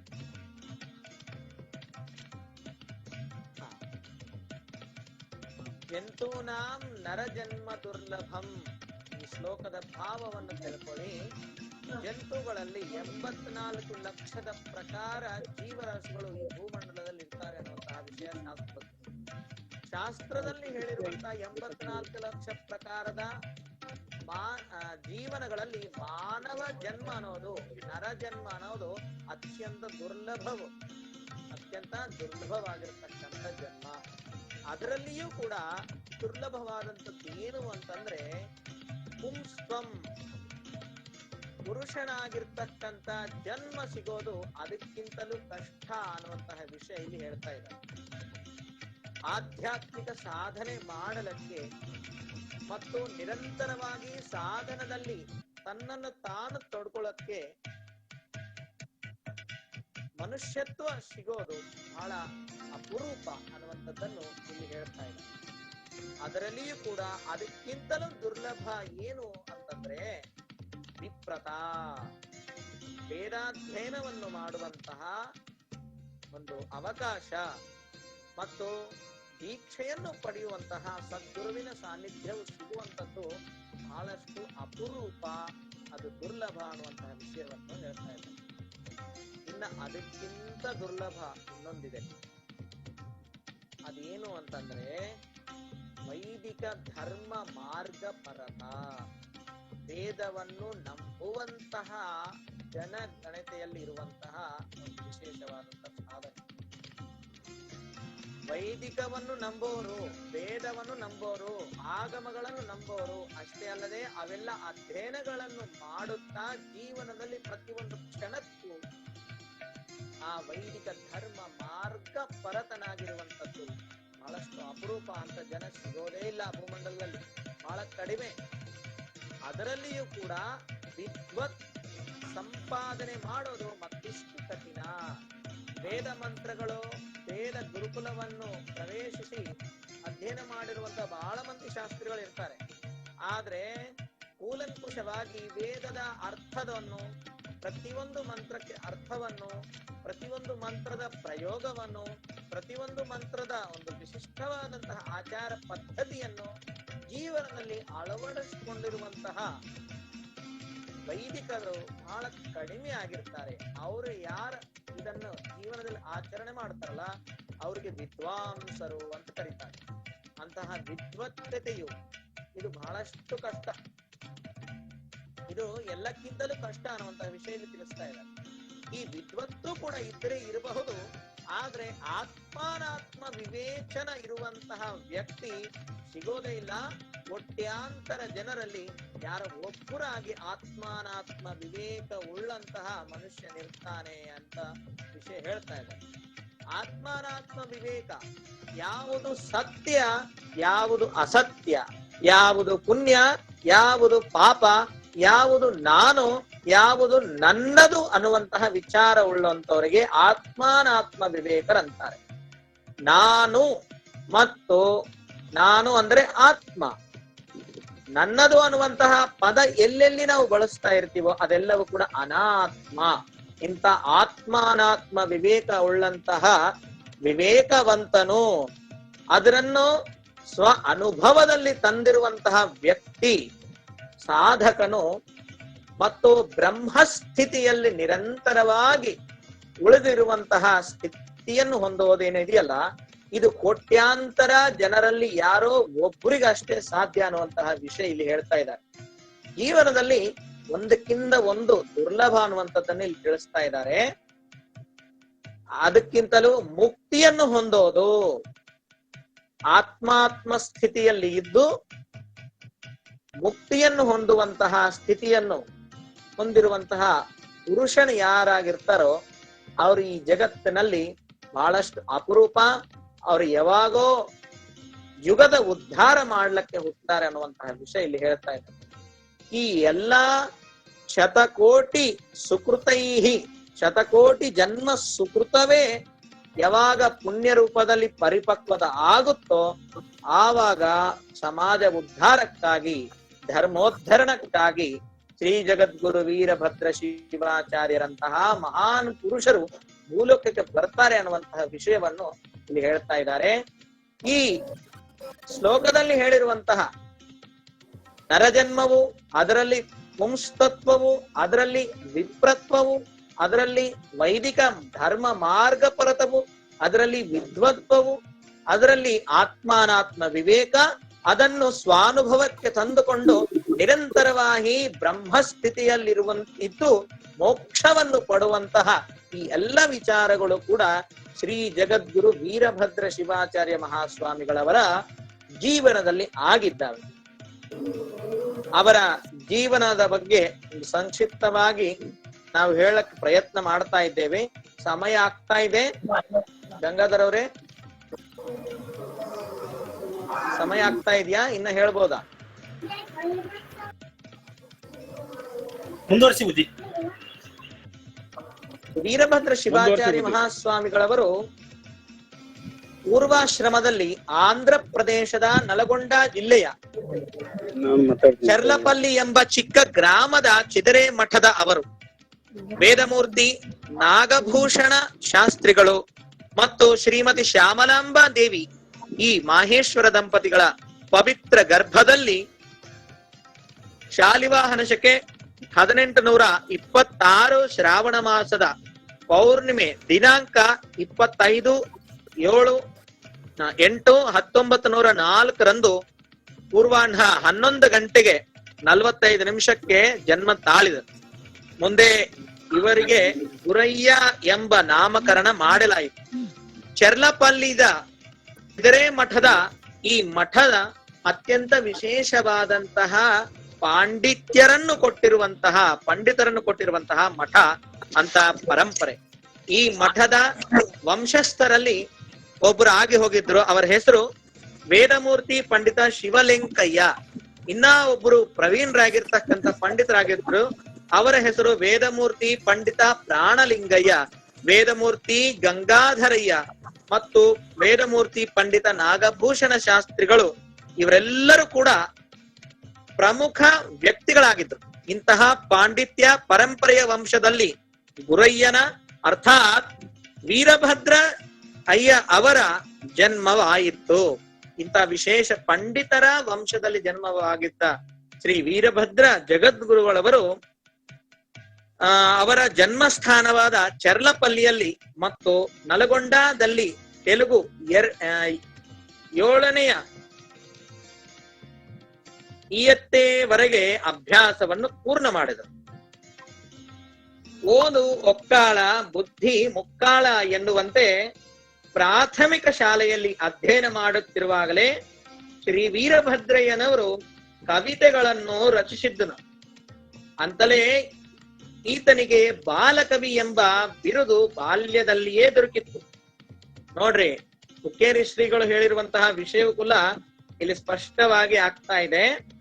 ಬಾಲದಲ್ಲಿಯೇ ಕವನವನ್ನು ಬರುವಂತಹ ವಿಶೇಷ ಜ್ಞಾನಿಗಳಾಗಿದ್ರು ಜಗದ್ಗುರು. 13ನೇ ವರ್ಷ ಅವರು ಇದ್ದಾಗೆ ದೈವದ ಇಚ್ಛೆಯಂತೆ ಅವರ ತಂದೆ ತಾಯಿಗಳಿಬ್ಬರೂ ಕೂಡ ಲಿಂಗೈಕ್ಯರಾಗಿದ್ರು. ಅಷ್ಟು ಚಿಕ್ಕ ಮಗು ಆಗಿದ್ದಾಗೆ ಅವರ ತಂದೆ ತಾಯಿಗಳಿಂದ ಅನಾಥರಾಗಿರುವಂತಹ ಜಗದ್ಗುರುಗಳವರು ಅವರ ಪ್ರಾಥಮಿಕ ಶಿಕ್ಷಣವನ್ನು ಪೂರ್ಣಗೊಳಿಸಿಕೊಂಡು ಅನಾಥರಾಗಿದ್ರು. ಹಾಗೆ ಮುಂದಿನ ಶಿಕ್ಷಣವನ್ನು ಪಡೆಯುವುದಕ್ಕಾಗಿ ಅನುಕೂಲತೆ ಆರ್ಥಿಕ ಸಮಸ್ಯೆಗಳು ಇದ್ದ ಕಾರಣ ಅವರು ಅದನ್ನೆಲ್ಲವೂ ಬಿಟ್ಟುಕೊಂಡು ಪ್ರಾಥಮಿಕ ಮುಂದೆ ಹೋಗಿ ಸ್ವಲ್ಪ ವರ್ಷದ ನಂತರ ಪ್ರಾಥಮಿಕ ಶಾಲೆಯ ಶಿಕ್ಷಕರಾಗಿ ಕಾರ್ಯವಾಹನವನ್ನು ಮಾಡಿದರು. ಆದರೆ 1 ವರ್ಷದ ಕಾಲ ಪ್ರಾಥಮಿಕ ಶಾಲೆಯ ಅಧ್ಯಾಪಕರಾಗಿರುವಂತಹ ಜಗದ್ಗುರುಗಳವರು ಮುಂದೆ ವಿಶೇಷವಾದಂತಹ ಶಾಸ್ತ್ರಾಧ್ಯಯನವನ್ನು ಮಾಡ್ಲಿಕ್ಕೆ ಎಷ್ಟೋ ಇಚ್ಛುಕರಾಗಿದ್ದು ಆ ಅಧ್ಯಾಪಕತ್ವವನ್ನು ಬಿಟ್ಟು ಕೊಟ್ಬಿಟ್ರು. ಅದಕ್ಕೆ ರಾಜೀನಾಮೆಯನ್ನು ಕೊಟ್ಟು 1919ನೇ ಇಸ್ವಿಯಲ್ಲಿ ಜ್ಞಾನಾರ್ಜನೆಗಾಗಿ ಹೈದರಾಬಾದಿಗೆ ಆಗಮಿಸಿದರು. ಅಲ್ಲಿಯ ಸಂಸ್ಕೃತ ಪಾಠಶಾಲೆಯಲ್ಲಿ ಪ್ರವೇಶವನ್ನು ಪಡೆದುಕೊಂಡು ಅಮರಕೋಶ, ಶಬ್ದರೂಪಾವಳಿ ಮತ್ತು ಪ್ರಾರಂಭಿಕ ಜ್ಯೋತಿಷ್ಯವನ್ನು ಅಭ್ಯಾಸ ಮಾಡುತ್ತಿರುವ ಜೊತೆಗೆ ಅವರು 2 ಭಾಷೆಗಳ ಮೇಲೆ ವಿಶೇಷವಾದಂತಹ ಪಾಂಡಿತ್ಯವನ್ನು ಸಂಪಾದನೆ ಮಾಡಿಕೊಂಡಿದ್ದರು. ತೆಲುಗು ಮತ್ತು ಉರ್ದು ಭಾಷೆಗಳನ್ನು. ಕಲ್ತುಕೊಂಡಿದ್ರು. ನಂತರ ಹೆಚ್ಚಿನ ಅಭ್ಯಾಸಕ್ಕಾಗಿ, ಹೆಚ್ಚಿನ ಸಂಸ್ಕೃತ ಅಧ್ಯಯನಕ್ಕಾಗಿ ಆಂಧ್ರ ಪ್ರದೇಶದ ನಿರಡಗುಂಬ ಮತ್ತು ರಾಮಗಡ್ಡೆಯಲ್ಲಿರುವ ಶ್ರೀ ಸಿದ್ಧಲಿಂಗ ಸ್ವಾಮಿಗಳವರ ಸಂಸ್ಕೃತ ಪಾಠಶಾಲೆಯಲ್ಲಿ ಪ್ರವೇಶವನ್ನು ಪಡೆದುಕೊಂಡು ಕ್ರಿಸ್ತು ಶಕ 1920ರಿಂದ ಕ್ರಿಸ್ತು ಶಕ 1922ರವರೆಗೆ 3 ವರ್ಷಗಳ ಕಾಲ ಅಲ್ಲಿ ಹೆಚ್ಚಿನ ಸಂಸ್ಕೃತ ಅಧ್ಯಯನವನ್ನು ಮಾಡಿದ. ತರುವಾಯ ನಿಜಾಮಾಬಾದ್ ಜಿಲ್ಲೆಯ ನಾರಾಯಣಪೇಟೆಯ ಶ್ರೀ ಚೋಳೇಂದ್ರ ಸಂಸ್ಕೃತ ಪಾಠಶಾಲೆಯಲ್ಲಿ 1922ರಲ್ಲಿ ಪ್ರವೇಶವನ್ನು ಪಡೆದುಕೊಂಡರು. ಅಲ್ಲಿಯೂ ಸಹ 1925ರವರೆಗೆ ಅಂದರೆ 3 ವರ್ಷಗಳ ಕಾಲ ರಘುವಂಶ, ಕುಮಾರ ಸಂಭವ, ಕಿರಾತಾರ್ಜುನೀಯ, ಶಿಶುಪಾಲವಧೆ ಮತ್ತು ನೈಷಧೀಯ ಚರಿತೆಗಳೆಂಬ ಪಂಚ ಮಹಾಕಾವ್ಯಗಳನ್ನು, ಸಂಸ್ಕೃತ ನಾಟಕಗಳನ್ನು ಕಷ್ಟಪಟ್ಟು ವಿಶೇಷವಾದಂತಹ ಅಧ್ಯಯನವನ್ನು ಮಾಡಿದ್ದಾರೆ. ಇಷ್ಟರಲ್ಲಿ ಇವರು ತೆಲುಗು, ಕನ್ನಡ, ಸಂಸ್ಕೃತ ಭಾಷೆಗಳಲ್ಲಿ ಓಜಸ್ವಿ ವಾಣಿಯಿಂದ ಮಾತನಾಡುವ ಕಲೆಯನ್ನು ಸಹ ಮೈಗೂಡಿಸಿಕೊಂಡಿದ್ರು. 1924ರಲ್ಲಿ ನಿಜಾಮಾಬಾದ್ ರಾಜ್ಯದಲ್ಲಿ ಇಟಗಿ ಗ್ರಾಮದಲ್ಲಿಯ ಗುರುಮಠಕಲ್ ಮಠದ ಶ್ರೀ ಮಣಿಪ್ರ ಶಾಂತವೀರ ಮಹಾಸ್ವಾಮಿಗಳ ಪ್ರಯತ್ನದ ಫಲವಾಗಿ ಪ್ರಥಮ ಆಂಧ್ರ ವೀರಶೈವ ಸಮ್ಮೇಳನವನ್ನು ಏರ್ಪಡಿಸಿದ್ದಾಗ ಆ ಸಮ್ಮೇಳನದಲ್ಲಿ ಧಾರವಾಡ ಮುರುಘಾ ಮಠದ ಮಣಿಪ್ರ ಮೃತ್ಯುಂಜಯ ಸ್ವಾಮಿಗಳು, ಹಡ್ಗೇಕರ್ ಮಂಜಪ್ಪನವರು ಉಪಸ್ಥಿತರ ಇದ್ದರು. ಹೈದರಾಬಾದಿನ ಹೈಕೋರ್ಟ್ ವಕೀಲರಾದ ಮಾನನೀಯ ಬಾಪೂರಾವ ದೇಶಮುಖರವರು ಆ ಸಭೆಯಲ್ಲಿ ಅಧ್ಯಕ್ಷ ಸ್ಥಾನವನ್ನು ವಹಿಸಿದ್ರು. ಆ ಸಭೆಯಲ್ಲಿ ಭಾಷಣಕ್ಕಾಗಿ ಅನೇಕ ಪ್ರಾಂತಗಳಿಂದ ಬಂದಿರುವಂತಹ ವಿದ್ವಾಂಸರಿಗೆ ಅವಕಾಶ ದೊರೆದಂತೆ ನಮ್ಮ ಶ್ರೀ ಜಗದ್ಗುರು ಅಂದರೆ ಆದಿನ ವೀರಭದ್ರಯ್ಯನವರಿಗೂ ಕೂಡ ಸಮಯ ದೊರೆಯಿತು. ಆ ಸಭೆಯಲ್ಲಿ ಶ್ರೀ ವೀರಭದ್ರಯ್ಯನವರು ವೀರಶೈವ ಧರ್ಮದ ಪ್ರಾಚೀನತೆ ಮತ್ತು ಅದರ ಗರಿಮೆಗಳ ಬಗ್ಗೆ ತನ್ನ ಓಜಸ್ವಿ ವಾಣಿಯಿಂದ ತೆಲುಗು ಭಾಷೆಯಲ್ಲಿ ನಿರರ್ಗಳವಾಗಿ ಭಾಷೆಯನ್ನು ಮಾಡಿದರು. ಚಿಕ್ಕ ವಯಸ್ಸಿನ ಆ ಬಾಲಕನ ಓಜಸ್ವಿ ಭಾಷೆಯನ್ನು ಕೇಳಿ ಶ್ರೀಮಾನ್ ಬಾಪೂರಾವ್ ದೇಶಮುಖರು ಪ್ರಭಾವಿತರಾಗಿದ್ದರಲ್ಲದೆ ಉತ್ಸಾಹಿತರಾದ ಸಭಿಕರು ಪ್ರೋತ್ಸಾಹ ಧನವನ್ನು ಕೂಡ ಮಾಡಿದರು. ಅಂದಿನ ಸಭೆಯಲ್ಲಿ ಶ್ರೀ ವೀರಭದ್ರಯ್ಯನಿಗೆ 80 ರೂಪಾಯಿಗಳ ಬಹುಮಾನವು ಪ್ರಾಪ್ತವಾಯಿತು. ಆಗ ಶ್ರೀ ಬಾಪೂರಾವ್ ದೇಶಮುಖರವರು ಆ ಬಾಲಕನ ಬಗ್ಗೆ ವಿಚಾರಿಸಿ ತಿಳಿಸಿಕೊಂಡು ಈತನ ಅನಾಥನೆಂಬುವ ತಿಳಿದು ಬಂದಾಗ ಹೆಚ್ಚಿನ ಶಿಕ್ಷಣಕ್ಕಾಗಿ ಆ ಹೈಕೋರ್ಟಿನ ವಕೀಲರೇ ಅವರಿಗೆ ಕಾಶಿಗೆ ಹೋಗಲಿಚ್ಛಿಸಿದ್ದರೆ ಆತನ ಸಂಪೂರ್ಣ ಖರ್ಚಿಗೆ ಹಣೆಯನ್ನು ಹಾಗೆ ನಾನೇ ವಸತಿ ಇತ್ಯಾದಿಗಳು ಎಲ್ಲವೂ ಕೂಡ ಪೋಷಣೆ ಮಾಡುತ್ತೇನೆ ಅನ್ನುವಂತಹ ಮಾತನ್ನು ಕೊಟ್ಟು ಅವರ ಉನ್ನತ ಶಿಕ್ಷಣಕ್ಕಾಗಿ ಸಹಾಯ ನೀಡಿರುವಂತಹ ಮಹಾನುಭಾವರು. ಉನ್ನತ ಶಿಕ್ಷಣಕ್ಕಾಗಿ ಜಗದ್ಗುರುಗಳವರು ಕಾಶಿ ಕ್ಷೇತ್ರಕ್ಕೆ ಗಮನ ಮಾಡಿದರು. ಶ್ರೀಮಾನ್ ಬಾಪೂರಾವ್ ದೇಶಮುಖರವರು ಉದಾರ ಆಶ್ರಯವನ್ನು ಪಡೆದುಕೊಂಡ ಚಿಗರೆಯ ಮಠದ ವೀರಭದ್ರ ಶರ್ಮಾಜಿಯವರು ಅತ್ಯಂತ ಸಂತುಷ್ಟ ಮತ್ತು ಚಿತ್ತರಾಗಿ ಕಾಶಿ ಕ್ಷೇತ್ರಕ್ಕೆ ಉನ್ನತ ಅಧ್ಯಯನಕ್ಕಾಗಿ ಹೋಗಲು ಸಿದ್ಧರಾಗಿದ್ದರು. ಅದೇ ಸಮಯದಲ್ಲಿ ಹೈದರಾಬಾದ್ ನಗರದಲ್ಲಿ ಪರಳಿ ರುದ್ರಾಭಿಷೇಕದ ದಾವೆಯು ಪ್ರಾರಂಭವಾಯಿತು. ವೀರಶೈವರಿಗೆ ವೇದಾಧ್ಯಯನವೂ ಇಲ್ಲ, ಅವರಿಗೆ ಆ ಅಧಿಕಾರವೂ ಇಲ್ಲ ಎಂಬ ವಿಷಯದಲ್ಲಿ ಮಹಾ ಕೋಲಾಹಲವಾಯಿತು ಅಂದಿನ ಕಾಲದಲ್ಲಿ. ಈ ಪರಿಸ್ಥಿತಿಯ ಅರಿವಾದ ಅವರು ಕಾಶಿ ಕ್ಷೇತ್ರಕ್ಕೆ ಹೋಗಿ ವೇದಾಧ್ಯಯನವನ್ನೇ ಮಾಡಿಕೋಬೇಕೆಂಬ ದೃಢ ಸಂಕಲ್ಪವನ್ನು ಪಡೆದರು. ನಾನು ವೀರಶೈವನಾಗಿದ್ದೇನೆ, ನನಗೆ ಅಧಿಕಾರವಿಲ್ವಾ, ನಾನು ಅಧಿಕಾರ ಪ್ರಾಪ್ತ ಮಾಡಿಕೊಂಡೇ ಬರ್ತೀನಿ ಅಂತ ಹೇಳಿ ಸಂಕಲ್ಪ ಮಾಡಿಕೊಂಡಿರುವಂತಹ ವಿಶೇಷ ವೀರಶೈವರೇ ನಮ್ಮ ಜಗದ್ಗುರುಗಳವರು. ಅವರು ಅದೇ ಸಂಕಲ್ಪವನ್ನು ಮಾಡಿಕೊಂಡು ಮುಂದೆ ಇವರು ನಲಗೊಂಡದ ಗಾಜುಲ ತೋಟಯ್ಯಗಾರು ಎಂಬ ಪ್ರಸಿದ್ಧ ಬಲೆಯ ವ್ಯಾಪಾರಿಗಳ ಶಿಫಾರಸ್ ಪತ್ರವನ್ನು ತೆಗೆದುಕೊಂಡು ಕಾಶಿ ಕ್ಷೇತ್ರಕ್ಕೆ ಆಗಮನ ಮಾಡಿದರು.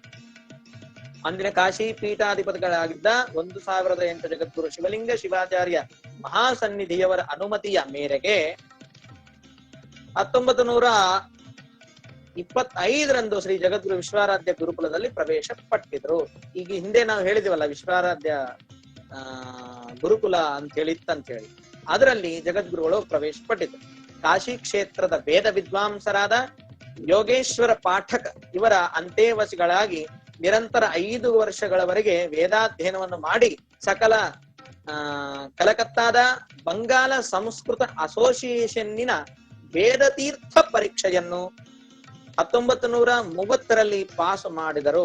ವೀರಶೈವ ಸಮಾಜದಲ್ಲಿ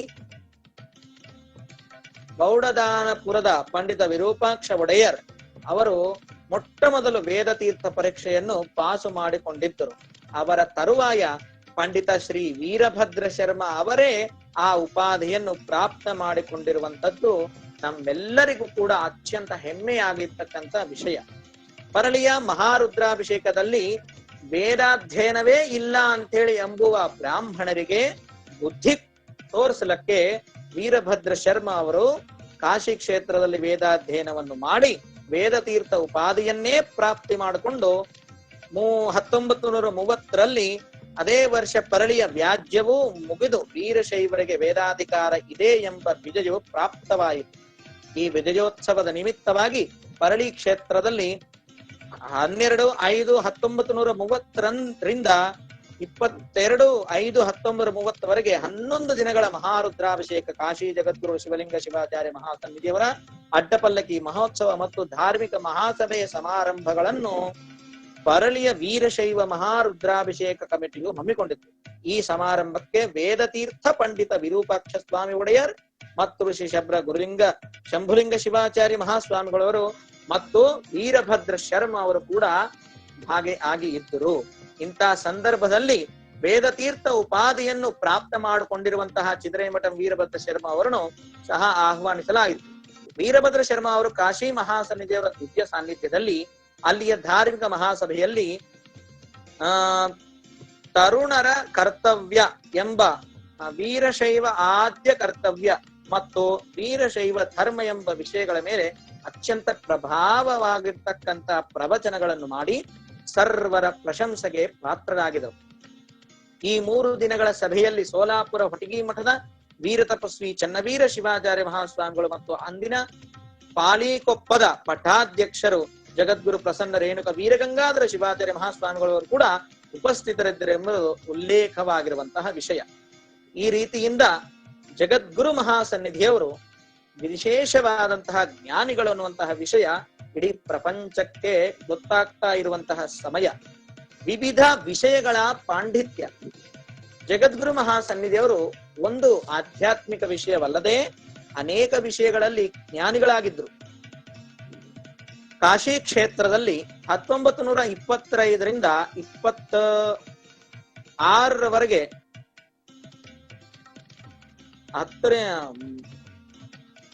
25ರಿಂದ 35ರವರೆಗೆ 11 ವರ್ಷ ಕಾಲ ನಿರಂತರ ಅಭ್ಯಾಸವನ್ನು ಮಾಡಿ 1930ರಲ್ಲಿ ವೇದತೀರ್ಥ, 1931ರಲ್ಲಿ ಕಾವ್ಯತೀರ್ಥ, 1934ರಲ್ಲಿ ಸ್ಮೃತಿ ತೀರ್ಥ, 1935ರಲ್ಲಿ ಸರ್ವದರ್ಶನ ತೀರ್ಥ ಮುಂತಾದ ಪರೀಕ್ಷೆಗಳಲ್ಲಿ ಉತ್ತೀರ್ಣರಾಗಿ ವಿವಿಧ ವಿಷಯಗಳಲ್ಲಿ ಪ್ರಗಲ್ಭ ಪಾಂಡಿತ್ಯವನ್ನು ಪಡೆದುಕೊಂಡರು.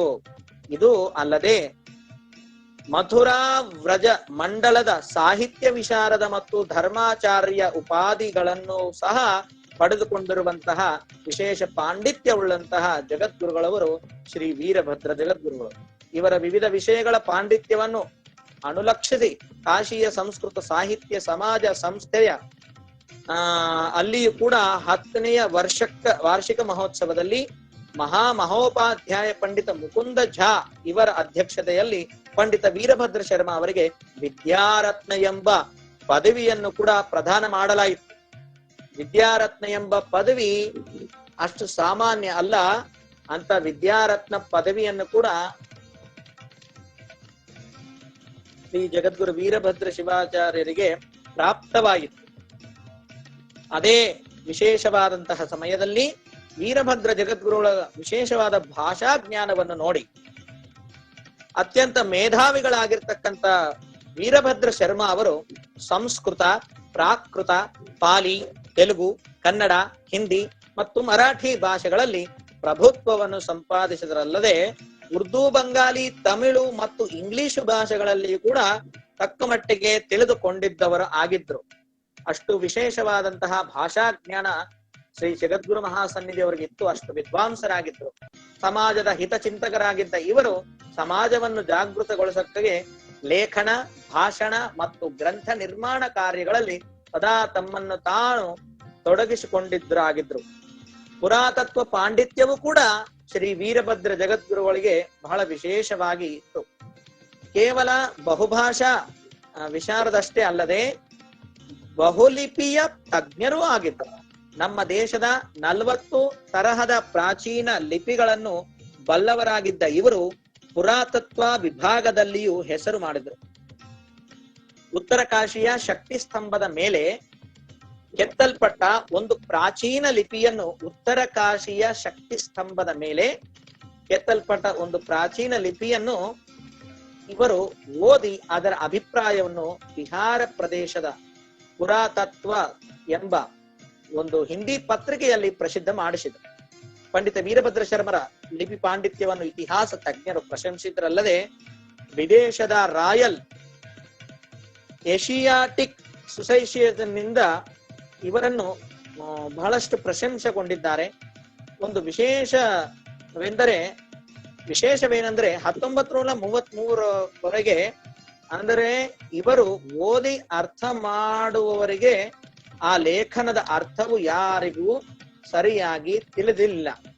ಅಷ್ಟು ಕಠಿಣವಾದಂತಹ, ಅಷ್ಟು ಪ್ರೌಢವಾದಂತಹ ವಿಷಯವನ್ನು ಅವರು ಬರೆದಿದ್ರು. ಇಂತಹ ಅಗಾಧವಾದ ಲಿಪಿ ಜ್ಞಾನವನ್ನು ಸಂಪಾದಿಸಿದಿರುವ ವಿಜಯಾದಿತ್ಯನ ಅಮ್ಮನಿಗೆ ತಾಮ್ರ ಶಾಸನದ ಮೇಲೆ ಇರುವಂತಹ ಲೇಖನವನ್ನು ಕೂಡ ಬರೆದು ಪ್ರಕಟಿಸಿಕೊಟ್ಟಿರುವಂತಹ ವಿಶೇಷ ಕಾರ್ಯ ಇವರದು. ಈ ಲೇಖನವು ಇತಿಹಾಸ ತಜ್ಞರಾದ ಮಹೋಪಾಧ್ಯಾಯರು ಗೌರಿಶಂಕರ ಹೀರಾಚಂದ್ ಓಧ್ಯಾ ಇವರು ಅಭಿನಂದನ ಗ್ರಂಥವಾದ ಭಾರತೀಯ ಅನುಶೀಲನ ಎಂಬ ಗ್ರಂಥದಲ್ಲಿ ವಿಕ್ರಮ ಸಂವತ್ಸರಲ್ಲಿ ಪ್ರಕಟನವಾಗಿತ್ತು. ಅಷ್ಟೇ ಅಲ್ಲದೆ ಸಂಘಟನಾ ಚಾತುರ್ಯವು ಕೂಡ ವಿಶೇಷವಾಗಿ ವೀರಭದ್ರ ಜಗದ್ಗುರುಗಳನ್ನು ನೋಡೇ ನಾವು ತಿಳ್ಕೋಬೇಕು. ಅಂದಿನ ಕಾಲದಲ್ಲಿ ಯಾರಿಗೂ ಸರಿಯಾದಂತಹ ಐಶ್ವರ್ಯವಿರ್ತಿದ್ದಿಲ್ಲ, ಯಾರೂ ಸಂಘಟನವಾಗಿ ಇರ್ತಿದ್ದಿಲ್ಲ. ಬ್ರಿಟಿಷರವರ ಒಂದು ವಿಶೇಷವಾದಂತಹ ಪೀಡನೆಯಿಂದ ಎಲ್ಲರೂ ಕೂಡ ಸಂಪ್ರದಾಯ ಧರ್ಮವನ್ನು ಬಿಟ್ಟು ಹೋಗ್ತಾ ಇದ್ರು. ಅಂತ ಸಮಯದಲ್ಲಿ ಕೂಡ ವೀರಭದ್ರ ಶರ್ಮ ಅವರು ವಿಶೇಷವಾದಂತಹ ಸಂಘಟನೆಯನ್ನು ಮಾಡುತ್ತಿದ್ರು. ಅಧ್ಯಯನದ ಜೊತೆಗೆ ಸಂಘಶಕ್ತಿಗೂ ಸಹ ಮಹತ್ವವನ್ನು ಕೊಟ್ಟಿದ್ದರು. ಅಂತೆಯೇ ಕಾಶಿಯಲ್ಲಿ ಉನ್ನತಾಧ್ಯಯನಕ್ಕಾಗಿ ಬಂದು ವಿವಿಧ ಪ್ರಾಂತಗಳ ವಿವಿಧ ಸಂಪ್ರದಾಯದ ಸ್ವಾಮಿಗಳನ್ನು, ಶಾಸ್ತ್ರಿಗಳನ್ನು ಮತ್ತು ಕಲಾವಿದರನ್ನು ಒಂದುಗೂಡಿಸಿ 1934ರಲ್ಲಿ ಕಾಶಿ ವೀರಶೈವ ವಿದ್ವತ್ ಸಂಘದ ಸ್ಥಾಪನೆಯು ಕೂಡ ಮಾಡಿರುವಂತಹ ಕೆಲಸವನ್ನು ಮಾಡಿದರು. ಅಂದು ಸ್ಥಾಪಿಸಿಕೊಂಡ ಆ ಸಂಘವು ಇಂದಿಗೂ ತನ್ನ ಕಾರ್ಯಕಲಾಪಗಳನ್ನು ಮಾಡ್ತಾ ಇದ್ದೇವೆ. ನಾವು ಕೂಡ ಆ ಸಂಘದ ಒಬ್ಬ ಸದಸ್ಯರಾಗೇ ಇದ್ದೀವಿ. ಅಂತ ವಿಶೇಷವಾದಂತಹ ಸಂಘ ಇಂದಿಗೂ ಪ್ರಾರಂಭವಾಗಿ ನಡೆಯುತ್ತಾ ಇದೆ. ವೀರಶೈವ ಗುರುಕುಲದ ಸ್ಥಾಪನೆ. ಚಿದರೇಮಠಂ ವೀರಭದ್ರ ಶರ್ಮ ಅವರು 1935ರಲ್ಲಿ ಕಾಶಿಯ ಅಧ್ಯಯನವನ್ನು ಪೂರ್ಣೈಸಿಕೊಂಡು ತಮ್ಮ ತಾಯಿನಾಡಾದ ಆಂಧ್ರ ಪ್ರದೇಶಕ್ಕೆ ಹೋಗುವ ಸಂದರ್ಭದಲ್ಲಿ ಜಗದ್ಗುರು ಪಂಚಾಕ್ಷರ ಶಿವಾಚಾರ್ಯ ಮಹಾಸ್ವಾಮಿಗಳವರು ಅವರ ವಿದ್ಯೆ, ಅವರ ಜ್ಞಾನ, ಅವರ ಎಲ್ಲಾ ವಿಷಯಗಳಲ್ಲಿರುವಂತಹ ಪಾರಂಗತ ಪಾಂಡಿತ್ಯವನ್ನು ನೋಡಿ ವಿದ್ಯಾನಿಧಿ ಎಂಬ ಪ್ರಶಸ್ತಿಯನ್ನು ಅನುಗ್ರಹಿಸಿದ್ರು. ನೋಡ್ರಿ, ವಿದ್ಯಾನಿಧಿ ಅಂತ ಪಂಡಿತ ವೀರಭದ್ರ ಶರ್ಮ ಅವರು ಕಾಶಿಯಿಂದ ದೇಶಕ್ಕೆ ಹೋದ ಮೇಲೆ ಯಾದಗಿರಿ ಶಂಕರ ಸಂಸ್ಕೃತ ಕಾಲೇಜು ಕಮಿಟಿಯವರು 35ರಲ್ಲಿ ಇವರನ್ನು ಬರಮಾಡಿಕೊಂಡು ತಮ್ಮ ಕಾಲೇಜಿನಲ್ಲಿ ಪ್ರಾಚಾರ್ಯರಾಗಿ ಇರಬೇಕೆನ್ನುವಂತಹ ಪ್ರಾರ್ಥನೆಯನ್ನು ಮಾಡಿದರು. ಅಲ್ಲಿ 1 ವರ್ಷ ಕಾಲ ಅಧ್ಯಾಪನವನ್ನು ಮಾಡುತ್ತಾ ಮುಂದೆ ಸಿಕಿಂದರಾಬಾದದ ಮಠದ ನಾಗಯ್ಯ ಎಂಬುವ ಇವರಿಗೆ ತಮ್ಮ ಒಂದು ಮನೆಯನ್ನು ಕೊಟ್ಟು ಅಲ್ಲಿಯೇ ಒಂದು ಗುರುಕುಲವನ್ನು ಸ್ಥಾಪಿಸಲು ವಿನಂತಿ ಮಾಡಿಕೊಂಡರು. ಶ್ರೀ ನಾಗಯ್ಯನವರು ವಿನಂತಿಯ ಮೇರೆಗೆ ಪಂಡಿತ ವೀರಭದ್ರ ಶರ್ಮ ಶಾಸ್ತ್ರಿಗಳವರು 1936 ಸೆಪ್ಟೆಂಬರ್ ತಿಂಗಳಲ್ಲಿ ಅಲ್ಲಿ ಒಂದು ವೀರಶೈವ ಗುರುಕುಲವನ್ನೇ ಸ್ಥಾಪಿಸಿ ತಾವೇ ಅದರ ಪ್ರಾಧ್ಯಾಪಕರಾಗಿ ವಿದ್ಯಾರ್ಥಿಗಳ ಊಟ ಹಾಗೂ ವಸತಿಯ ಯೋಗಕ್ಷೇಮಗಳನ್ನು ವಹಿಸಿಕೊಂಡಿರುವಂತಹ ಮಹಾನುಭಾವರು. ಅದೇ ಭವನದಲ್ಲಿ ಶೈವ ಭಾರತಿ ಭವನ ಎಂಬ ಒಂದು ಗ್ರಂಥಾಲಯವನ್ನು ಕೂಡ ಸ್ಥಾಪಿಸಿ ತಮ್ಮ ಅಧ್ಯಯನ ಕಾಲದಲ್ಲಿ ಸಂಗ್ರಹಿಸಿದ ತಾಡೋಲೆ ಮತ್ತು ಮುದ್ರಿತ ಗ್ರಂಥಗಳ ಒಂದು ಅಪೂರ್ವವಾದ ಸಂಗ್ರಹಣವನ್ನು ಅಲ್ಲಿ ಮಾಡಿದ್ದರು. ಎಲ್ಲಾ ಭಾಷೆ ಮತ್ತು ಎಲ್ಲಾ ವಿಷಯಗಳ ಸಹಸ್ರಾವಧಿಯ ಗ್ರಂಥಗಳಲ್ಲಿ ಅಲ್ಲಿ ಸಂಗ್ರಹಿಸಲ್ಪಟ್ಟಿದ್ದವು. ಅಂತ ನಿಜಾಂ ಪ್ರಾಂತದಲ್ಲಿ ಅದು ಒಂದು ಪ್ರಮುಖ ಗ್ರಂಥಾಲಯವಾಗಿ ಪರಿಗಣಿಸಲ್ಪಟ್ಟಿತ್ತು. ಒಂದು ಸಂಸ್ಥೆಯಿಂದ ಸಂಗ್ರಹಿಸಲು ಸಾಧ್ಯವಾಗದ ಇಷ್ಟು ಗ್ರಂಥಗಳು ಕೇವಲ ಒಬ್ಬ ವ್ಯಕ್ತಿಯಿಂದ, ಅದು ವೀರಭದ್ರ ಶಾಸ್ತ್ರಿಗಳವರಿಂದ ಸಂಗ್ರಹಿಸಿದ್ದನ್ನು ನೋಡಿ ಇವರ ಸಾಮಾನ್ಯ ವ್ಯಕ್ತಿಗವರು ಅಲ್ಲ ಎಂಬುವ ಜನಮನನದಲ್ಲಿ ಮೂಡಿ ತೊಡಗಿತು. ಮನೆ ಮನೆಗೆ ತತ್ವ ಪ್ರಚಾರ ಮಾಡಲು ಪುಸ್ತಕಗಳಿಂದ ಪತ್ರಿಕೆಗಳ ಪಾತ್ರವು ಮಹತ್ವಪೂರ್ಣವಾಗಿದ್ದರಿಂದ ಇವರು ತೆಲುಗು ಭಾಷೆಯಲ್ಲಿ ವಿಭೂತಿ ಎಂಬ ಮಾಸಿಕ ಪತ್ರಿಕೆಯನ್ನು ಪ್ರಾರಂಭಿಸಿದರು. ತಾವೇ ಅದರ ಸಂಪಾದಕರಾಗಿದ್ದು ಕಾರ್ಯ ಮಾಡತೊಡಗಿದರು. ಈ ವಿಭೂತಿ ಪತ್ರಿಕೆ ಎನ್ನುವ ಇವರ ಸಂಪಾದಕೀಯ ಲೇಖನಗಳು, ಪುಸ್ತಕ ವಿಮರ್ಶೆಗಳು ಮತ್ತು ಕಾಲಕಾಲಕ್ಕೆ ಸಮಯಾನುಸಾರವಾಗಿ ಸಮಾಜಕ್ಕೆ ಬೋಧಿಸಿದ ಇವರ ಹಿತೋಪದೇಶಗಳು ಇಂದಿಗೂ ಉಪಯುಕ್ತವಾಗಿರುತ್ತವೆ. ಅಂತೆಯೇ ತಿರುಪತಿ ವಿಶ್ವವಿದ್ಯಾಲಯದ ಸಂಸ್ಕೃತ ವಿಭಾಗದವರು ಕೂಡ ಪ್ರಾಧ್ಯಾಪಕರು ಪ್ರತಾಪ ಇವರು ಚಿದರೇಮಠ ವೀರಭದ್ರ ಶರ್ಮ ಅವರ ಸಮಗ್ರ ಕೃತಿಯನ್ನು ಒಂದೆಡೆ ಸಂಗ್ರಹಿಸಿದ್ದಾರೆ.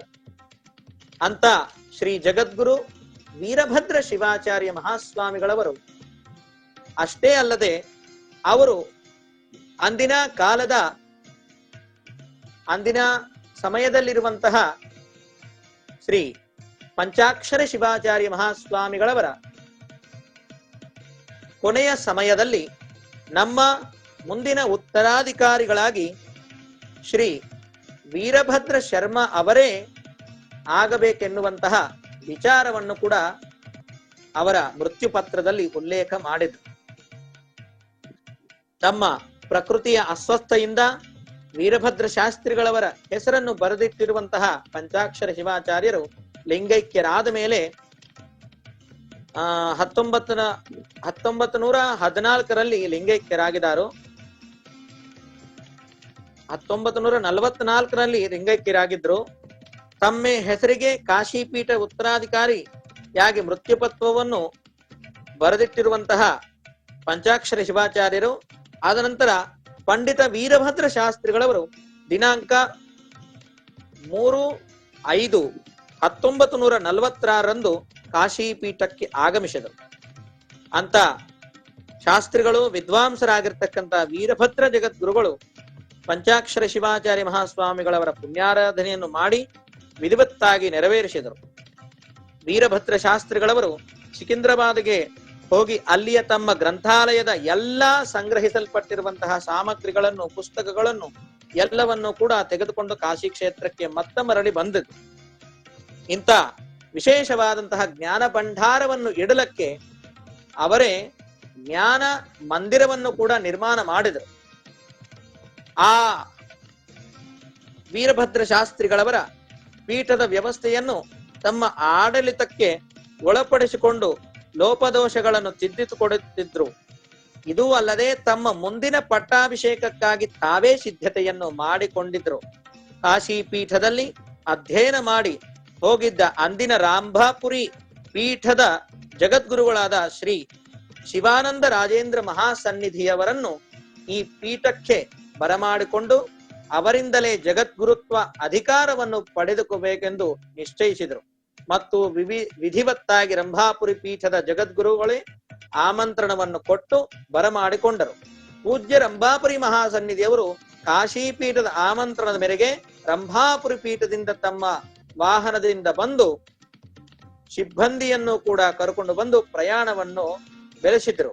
ಮಧ್ಯ ಮಾರ್ಗದಲ್ಲಿ ಅಲ್ಲೆಲ್ಲಿ ವಾಸ್ತವ್ಯ ಮಾಡುತ್ತಾ ಕರ್ನಾಟಕ, ಮಹಾರಾಷ್ಟ್ರ, ಮಧ್ಯಪ್ರದೇಶ ಈ ಎಲ್ಲಾ ಪ್ರಾಂತಗಳಲ್ಲಿಯೂ ಭಕ್ತಾದಿಗಳಿಗೆ ದರ್ಶನಾಶೀರ್ವಾದವನ್ನು ಕೊಟ್ಟುತ್ತಾ ಕಾಶಿ ಜಗದ್ಗುರುಗಳ ಪಟ್ಟಾಭಿಷೇಕಕ್ಕೆ ಎಲ್ಲರೂ ಬರಬೇಕನ್ನುವಂತಹ ವಿಚಾರವನ್ನು ಕೂಡ ತಿಳಿಸ್ಕೊಂತ ಬಂದಿದ್ರು. ಅಂತ ಸುಸಂದರ್ಭದಲ್ಲಿ ಕಾಶಿ ಪೀಠದ ಪಟ್ಟಾಭಿಷೇಕಕ್ಕಾಗಿ 1944ರವರೆಗೆ ಎಲ್ಲಾ ಪ್ರಾಂತಗಳಿಂದ 10,000ಕ್ಕೂ ಹೆಚ್ಚಿನ ಜನರು ಕಾಶಿ ಕ್ಷೇತ್ರಕ್ಕೆ ಆಗಮಿಸಿದರು. ಬಂದ ಭಕ್ತಾದಿಗಳಿಗೆ ಶ್ರೀಪೀಠದ ವಿಶಾಲ ಭವನ, ಸನಾತನ ಧರ್ಮ ಹೈಸ್ಕೂಲು, ರಾಮಾಪುರ ಧರ್ಮಶಾಲೆ ಇಂಥ ಅನೇಕ ಧರ್ಮಶಾಲೆಗಳಲ್ಲಿ ವಸತಿಯನ್ನು ಮಾಡಿಸಿದ್ರು. ಆ ಜಗದ್ಗುರುಗಳ ಒಂದು ಪಟ್ಟಾಭಿಷೇಕ ವೈಶಿಷ್ಟ್ಯವು ಬಹಳಷ್ಟು ದೊಡ್ಡದಾಗಿದೆ. ಉಳಿದ ವಿಚಾರಗಳನ್ನು ನಾಳೆ ನಾವೆಲ್ಲರೂ ಕೂಡ ಅವರ ಜೀವನ ವಿಶೇಷಗಳನ್ನು, ಅವರ ಮಾಡಿರುವಂತಹ ಧರ್ಮ ಕಾರ್ಯಗಳ ಬಗ್ಗೆ, ಕಾಶಿ ಪೀಠದ ಒಂದು ವಿನಾಶನವನ್ನು ದೂರ ಮಾಡಿರುವಂತಹ ವಿಶೇಷ ಕಾರ್ಯದ ಬಗ್ಗೆಯೂ ಕೂಡ ನಾವೆಲ್ಲರೂ ಕೂಡ ನಾಳೆ ವಿಚಾರಗಳಲ್ಲಿ ತಿಳಿಸ್ಕೊಳ್ಳೋಣ ಅಂತೇಳಿ ಇಂದಿನ ಸುದೀರ್ಘವಾದಂತಹ ಈ ವಾಣಿಗೆ ನಾವು ವಿರಾಮ ಕೊಡ್ತಾ ಇದ್ದೇವೆ. ನಾಳೆ ಶ್ರೀ ಜಗದ್ಗುರು ವೀರಭದ್ರ ಶಿವಾಚಾರ್ಯ ಮಹಾಸ್ವಾಮಿಗಳವರ ಪರಿಪೂರ್ಣ ಜೀವನ ಚರಿತ್ರೆ ಜೊತೆಗೆ ಶ್ರೀ ಜಗದ್ಗುರು ವಿಶ್ವೇಶ್ವರ ಶಿವಾಚಾರ್ಯರ ಜೀವನದ ಆರಂಭವನ್ನು ಕೂಡ ನಾವೆಲ್ಲ ಶ್ರವಣ ಮಾಡೋಣ ಅಂತ ತಿಳಿಸುತ್ತಾ, ಓಂ ಶಾಂತಿ ಶಾಂತಿ ಶಾಂತಿ. ಕಾಶಿ ಪೀಠದ ಪರಂಪರೆಯ ಬಗ್ಗೆ ಸವಿಸ್ತಾರವಾಗಿ ತಿಳಿಸುತ್ತಾ, ಜನರು ಮನೋಭಾವಕ್ಕೆ ತಕ್ಕಂತೆ ತಮ್ಮದೇ ಆದ ನಾಮಾಂಕಿತದಿಂದ ಪೂರ್ವ ಜಗದ್ಗುರುಗಳ ಕರೆಯುತ್ತಿದ್ದದ್ದನ್ನು ಸ್ಮರಿಸುತ್ತಾ, ಕಾಶಿ ಪೀಠದ ವೈಶಿಷ್ಟ್ಯತೆಯನ್ನು ಕಂಡು ಮೊಘಲ್ ದೊರೆಗಳು ಸಹ ಶರಣಾಗಿದ್ದನ್ನು ಪವಾಡಗಳ ಸದ್ರೂಪವಾಗಿ ತಿಳಿಸುತ್ತಾ, ಮೊಘಲ್ ದೊರೆಗಳು ಸಹ ತಮ್ಮದೇ ಆದಂತಹ ರೂಪದಲ್ಲಿ ಸೇವೆಗೈದಂತಹ ವಿಚಾರವನ್ನು ಕೂಡ ಕಾಣಿಸುತ್ತಾ, ಶ್ರೀ ವೀರಭದ್ರ ಜಗದ್ಗುರು ಜೀವನ ಚರಿತ್ರೆಯ ಜೊತೆಗೆ ಅವರ ದೊರೆತ ಮೊದಲನೇ ವಿದ್ಯಾರತ್ನ ಎಂಬ ಪ್ರಶಸ್ತಿಯನ್ನು ಸಹ ಶ್ರೀಗಳು ಕರುಣಿಸಿದರು. ನಂತರ ವಿದ್ಯಾನಿಧಿ ಹಾಗೂ ಗುರುಕುಲ ಸ್ಥಾಪನೆ, ಅದರ ಬಗ್ಗೆ ಸವಿಸ್ತಾರವಾಗಿ ತಿಳಿಸಿದ ಪೂಜ್ಯರಿಗೆ ಧನ್ಯವಾದಗಳನ್ನು ತಿಳಿಸುತ್ತಾ, ಈಗ ಮುಂದಿನ ಕಾರ್ಯಕ್ರಮ ವಂದನಾರ್ಪಣೆಯನ್ನು ನನ್ನ ಸಹೋದರನಾದ ವೀರೇಶ್ ಮಠ್ ಅಗರಿಬೊಮ್ಮನಹಳ್ಳಿ ಇವರು ನೆರವೇರಿಸಿಕೊಡಬೇಕಾಗಿ ತಮ್ಮಲ್ಲಿ ಈ ಮೂಲಕ ವೀರೇಶ್ ಮಠ್ ಅವರು. ಶ್ರೀ ಜಗದ್ಗುರು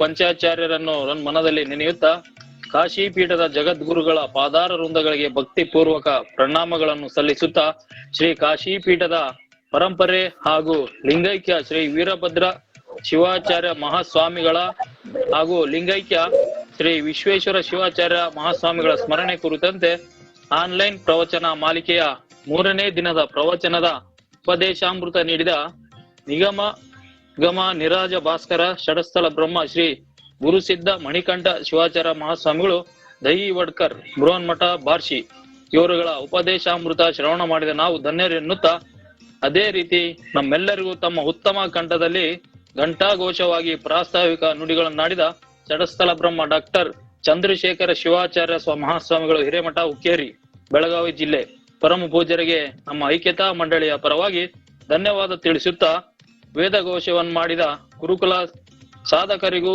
ಶ್ರೀ ವಿಶ್ವ ಗುರುಕುಲ ಜಂಗಮವಾಡಿ ಮಠ ಕಾಶಿ ಇವರುಗಳಿಗೆ ವಂದಿಸುತ್ತಾ, ಸ್ವಾಗತ ಕೋರಿದ MS ಶಾಸ್ತ್ರಿ ಹೊಳೆಮಠ್ ಹೊನ್ನಾಳಿ ಇವರಿಗೆ ಧನ್ಯವಾದ ತಿಳಿಸುತ್ತಾ, ಈ ಒಂದು ಕಾರ್ಯಕ್ರಮದ ಮಂಗಲ ಗೀತೆಯನ್ನು ಹಾಡಿದ ಗುರುಕುಲ ಸಾಧಕರು ಶ್ರೀ ವಿಶ್ವ ರಾಧ್ಯ ಗುರುಕುಲ ಜಂಗಮವಾಡಿ ಮಠ ಕಾಶಿ ಇವರುಗಳಿಗೆ ವಂದಿಸುತ್ತಾ, ಈ ಒಂದು ಕಾರ್ಯಕ್ರಮದ ಮೊದಲಿನಿಂದ ಕೊನೆಯವರೆಗೆ ಜವಾಬ್ದಾರಿಯುತ ನಿರೂಪಣೆ ಮಾಡಿದ ನನ್ನ ಸಹೋದರನಾದ ಶಶಿಧರ್ MK ಅಗರಿಬೊಮ್ಮನಹಳ್ಳಿ ಇವರುಗಳಿಗೆ ವಂದಿಸುತ್ತಾ, ಹಾಗೂ ದೂರದ ದೇಶದಲ್ಲಿದ್ದುಕೊಂಡು ಈ ಒಂದು ಕಾರ್ಯಕ್ರಮವನ್ನು ಆಯೋಜಿಸಿದ ಐಕ್ಯತಾ ಮಂಡಳಿಯ ಗಂಗಾಧರ್ ಮಠದ್ ಅಮೆರಿಕ ಇವರಿಗೂ ವಂದಿಸುತ್ತಾ, ಈ ಪ್ರಚಾರ ಸೇವೆ ಮಾಡಿದ ನಾಗರಾಜ್ ಅಂತೂರ್ಮಠ್ ಕಲಬುರ್ಗಿ ಅವರಿಗೆ ವಂದಿಸುತ್ತಾ, ಪ್ರತ್ಯಕ್ಷವಾಗಿ ಹಾಗೂ ಪರೋಕ್ಷವಾಗಿ ಸಹಕರಿಸಿದ ಎಲ್ಲ ಪರಮ ಪೂಜ್ಯರಿಗೂ ಹಾಗೂ ನನ್ನ ಹಿರಿಯರಿಗೆ ವಂದಿಸಿ ಈ ಸೇವೆಯನ್ನು ಪರಮ ಪೂಜ್ಯರ ಪಾದಗಳಿಗೆ ಅರ್ಪಿಸುತ್ತೇನೆ ಎಂದು ಧನ್ಯವಾದ ತಿಳಿಸ್ತೇನೆ.